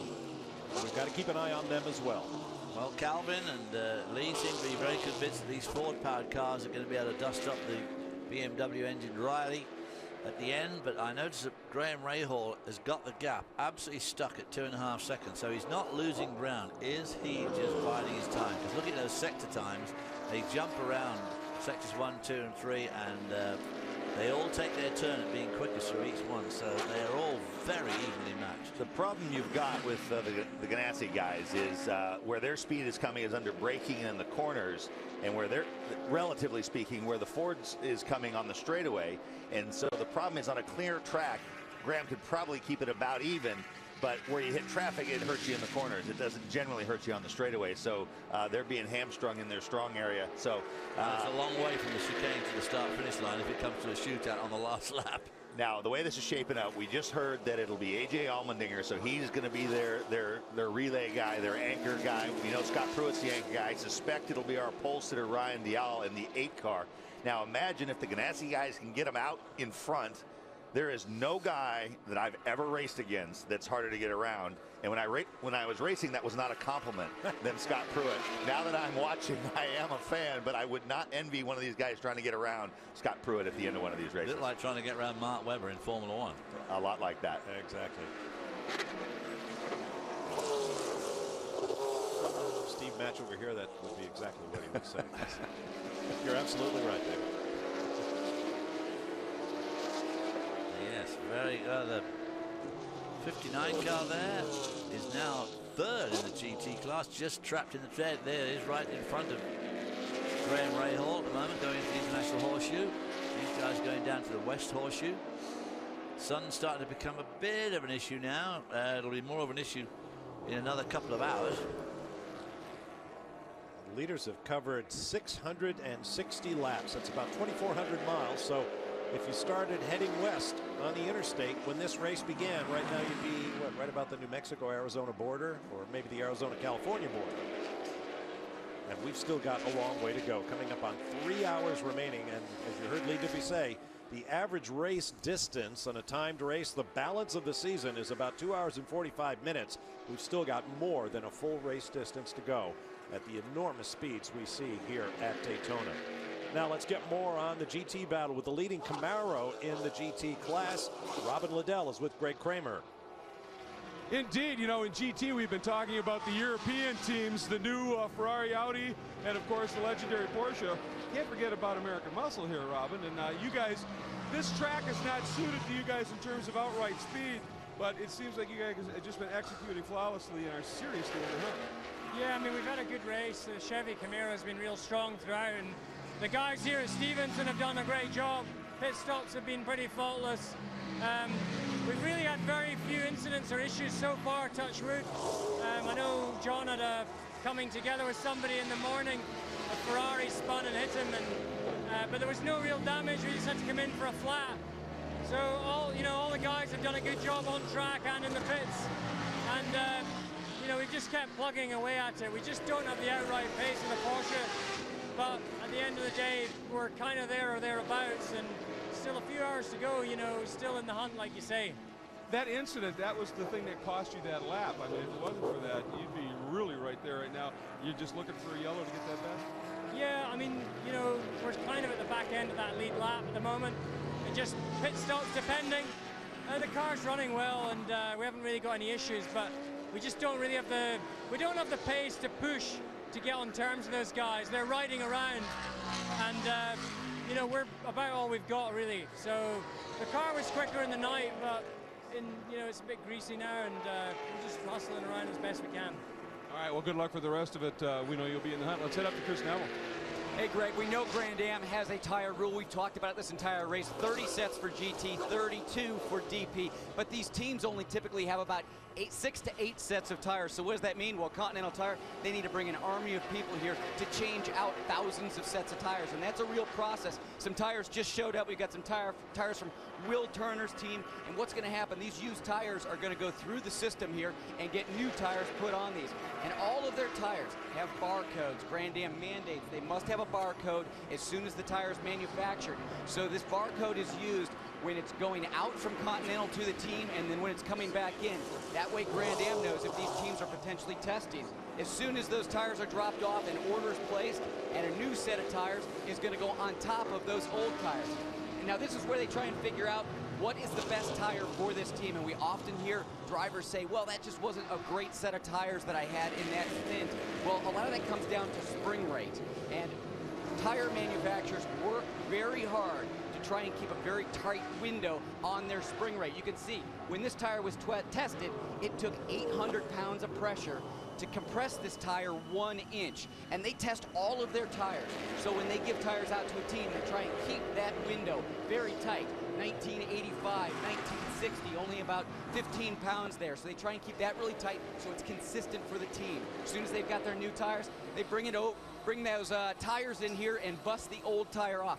Here's a wheel that doesn't have a tire on it anymore, and you can see we have a sensor on the inside of this wheel. We'll often talk about telemetry that the teams are looking at and whether they're monitoring their air pressure, telling their driver when they've got a new set of tires whether that air pressure is up to that optimum temperature and pressure for running hard, or potentially when they've got a puncture and they're losing air, trying to get that driver to slow down quickly because they can see a tire deflating. So they come in here, they're going to bust that old tire off that wheel. Then right here, they've got a mounting machine where they're going to mount the new tire on the wheel. They're going to inflate it with about 30 pounds of nitrogen. And that tire is going to continue to come down the line. Not too many of these guys are having to work too hard right now. We got about 3 hours left in this race. But typically, this thing is moving. It is humming along during the night. They can get 250 tires through here when they've got all of these guys working. 250 tires through here in 1 hour. As soon as it comes down this line, they are going to get the tires up on the balancer, see if they have to add any weights to that tire. And once they're done on the balancer, they're going to check that tire out. They're going to scan it with that barcode again and then kick it back out to the team. They've got over 88 crew members here this weekend. 18 of them are engineers down on pit lane. Those engineers are down there for all 24 hours. These guys are working hard. They've mounted over 5,000 sets already.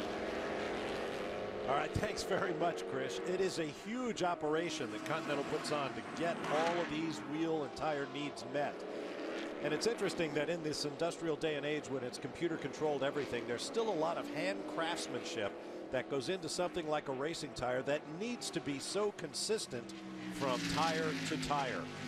Got a celebrity tweet? Let's see. How about Mario Andretti? Good to hear from you, Mario. Can you believe wheel-to-wheel racing for the lead after 20 hours? Well, he should know he won it.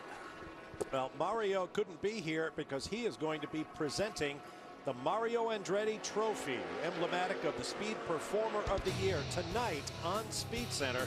Don't miss it. 7 p.m. Eastern Time. Adam Alexander will be with Mario Andretti, and we'll learn who the Speed Performer of the Year is. 7 Eastern Time only on Speed. A year ago, the Camping World Truck Series race was won by Michael Waltrip. This is what we call in television a segue, because there's Michael Waltrip's Ferrari in the garage. Been there a long time for work on the clutch, and you can see by how hard that the mechanics are going at that car. They desperately want to get back in this race. Michael Waltrip racing with Travis Pastrana, Robert Kaufman, and Rui Aguas. And there is the number 70 car, the lead Mazda, and as we mentioned, a tribute to the recently deceased Giampiero Moretti. Damon Barnett, not nearly as well known as Giampiero Moretti, but he was one of the very first employees of Mazda North America. Basically started their racing program that turned into that dominant RX-7 program that really launched my career. So Damon passed away recently, and a lot of people that race Mazdas all virtually owe a big debt to Damon Barnett. He was, show you how much things have changed since then.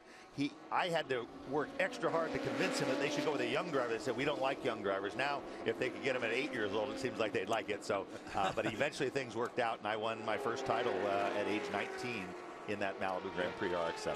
A lot of great races in that car for you, for Jack Baldwin. Jack Baldwin raced it for many years to a lot of success and championships, and before him to Mr. Mazda, the father of the Camel Lights class in the old IMSA Camel GT, Jim Downing from Atlanta, Georgia. Jim Downing, Roger Mandeville, Amish Johnson. Right. Amish Johnson, I think, won this race 5 times in an RX-7.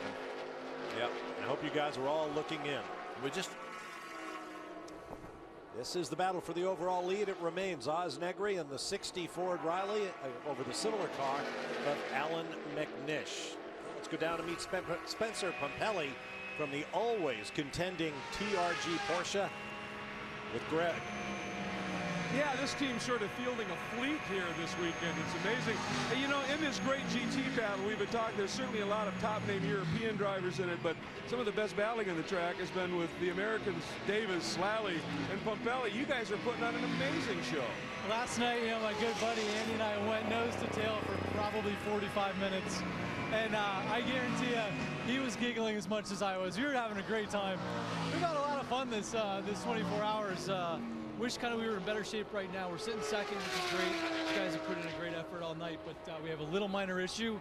We're going to try to throw a fix at it. If we do, and it works, I think we'll have something for them. If not, we're going to hopefully try to hang on to a podium, but it could go either way right now. Is it the splitter and the imbalance? Yeah, I don't think anyone really took the car off the road. I think just something happened. Some debris or something hit it, nicked it, and started to hang down, and then it started picking up curbs and you know, asphalt, and it's gotten smaller and smaller, so now there's nothing. But the other issue is we've lost somehow, you know, 8-9 miles an hour off our top end. All right, I'm probably exaggerating. It's probably, I mean, we'll call it 5, but either way, guys that we could get by, now we can't. And so we're hoping that that's related to the splitter, but if not, we don't know what to do there. We're going to have a tough time. You and Davis and Lally, you got some serious money on this. I mean, the way you guys are driving, this has got to be a bet somewhere in this. No, I mean, this is the big race. This is the one that all us American drivers grew up watching. This is the one we all want to come and win. And you know, we're fortunate enough to be the defending champion, and I know Andrew is probably looking for one of those watches too. He has been for a while. So I think either way, you know, some good guys are going to go home with that 50th anniversary watch. We just hope that there's these guys here, as hard as these people have worked, as much support as we've had from Sargent and Lundy and everyone, we really want to do it. Well, you've been putting on a great show. Good luck with the rest of it, for sure. And, of course, with that splitter issue, creates a problem. You don't get downforce on the nose, so it's got a bad, it'll push going in, but it also allows air to pack up underneath there, and that could well be slowing that straight line speed down a little bit. They're bragging rights. Those watches, Spencer was tweeting earlier in the week, he didn't know if he should bring his black-faced watch that he won or his white-faced Daytona. I don't know which one he went with, but that's the thing, that amongst groups of friends that have the Rolexes and those that don't, they always, you know, are rubbing it in each other's noses. So what time is it? It's like Joey Hand. He wants one for each wrist. That'd be the way to show it off. And those splitters have been an issue. The sister 66 Porsche from the Racers Group team has put no fewer than 3 on the car. So something going on there. Let's get to Chris Neville. Yeah, Bob, just down here checking in with Hurley Haywood, who is trying to win another Rolex 24. And Hurley, looking up here at the leaderboard, you guys sitting in third right now, about, I think, 30 seconds back, but you've been right there at the front of this thing since the beginning. Is the car ready for this sprint to the finish? Yeah, we've been really careful with it. It's in good shape. We have a little spoiler damage in the front, but it's a stout car. We're going to put, I think Lee will do one more stint, and then we'll put Mark in for the close. He's really capable of putting some really quick times in, so we're in good shape. Saw you about an hour ago do that final brake change, so the car, it's 100% ready to go and try and fight with these other 2 cars in front of you? No, we've done our brake changes, so all the brakes are fine. Well, like you said, they're going to put Lee Keen behind the wheel one more time, and then Mark Lee, the Porsche factory driver, will finish it up. All right, thanks, Chris. Problems for the number 2. Star Works Motorsport Ford Riley. That's the Hunter Ray, Podolicio, Valiente, Mayer, and Andretti car. And that does not look good. He won't make, well, looks like he will make the pit entrance using a shortcut. Boy, Marco Andretti did such a stout job in that. Never driven the car, never been to the track. Right cold, coming in the middle of the night, did some really, really good stints. Very disappointing. I was right the first time. He will not make the pit entrance. Now, will that bring out a full course caution? Well, one would think. Valiente is, he's the one that dealt with that that issue in the middle of the night. He had to limp all the way around on that seized suspension, or seized hub, perhaps. Well, we'll see what the official decision now. I think, I thought for a moment there was smoke coming out of the back of the car. Well, look at this. A tweet from Mr. Steve Matchett. If Arthur calls out my name, I get paid, right? Pretty sure that's the rule. I'll argue that to the death. I've been called a lot worse than Steve Matchett. I'm flattered, actually. Thanks for the tweet, Steve. You know what we ought to do? We ought to have a contest. Pick a celebrity, challenge them to tweet us here. Hashtag 50th Rolex 24. Whoa, here comes first and second in the overall. Hold that commercial. We'll hand the battle over to the pit crews. Mike Shank racing against Starworks in the same frame.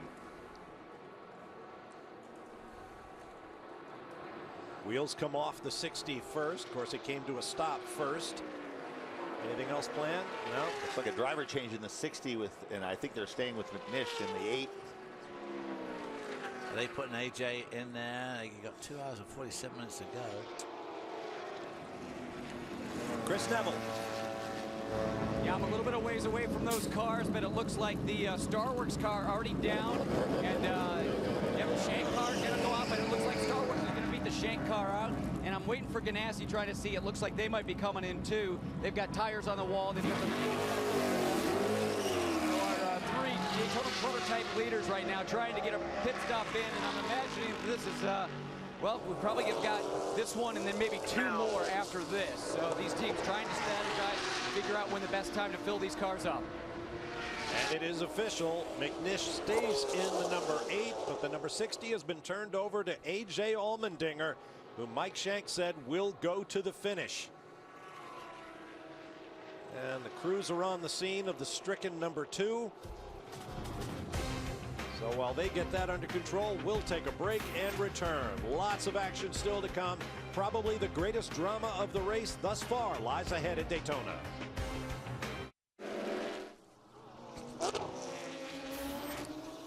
Last year, Speed's Car Warriors took the car world by storm, and this year, the show the critics are calling spectacular, a car guy's dream, and unlike any other car building show on television, is back with a second season of all new episodes, all new drama. Here's a special sneak peek at what's ahead on season 2 of Car Warriors.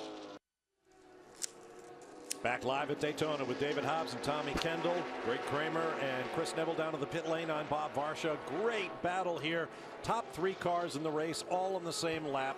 4th place car just 1 lap behind. 5th place car just 1 more lap, and so on back through 6th place. This is going to be a terrific finish to 24 hours of racing. Now just 2 hours, 42 minutes and change away. Well, we just had a tweet from Mario Andretti who said fantastic wheel-to-wheel racing after 20 hours. Of course, he won here in 1972 in the Ferrari 312 and beat his teammate by 2 laps. And they were a long way ahead of everybody else. So 2 laps then was considered to be a fairly close margin of victory for a 24. Some of these races have been won by 30 or 40 laps. That's right. Just a few years ago, I think we had 2 cars finish on the same lap. We thought, boy, how could it get any better than that? Last year, 4 cars finished on the same lap. And now it looks like we're headed for another one of those down-to-the-wire moments at Daytona.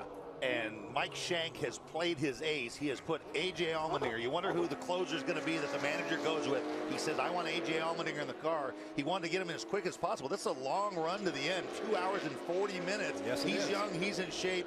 This is what you live for, to get the ball in the 7th game of the World Series. But and look at the distance he is putting on Mcnish. He is checking out.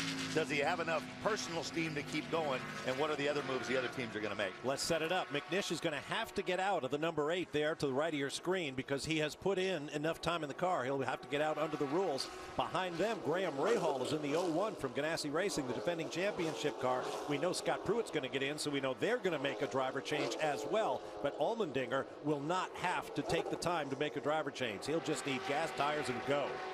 Well, they might be trying to get closer to the end before they put Pruitt in from that fatigue standpoint. Now here we are.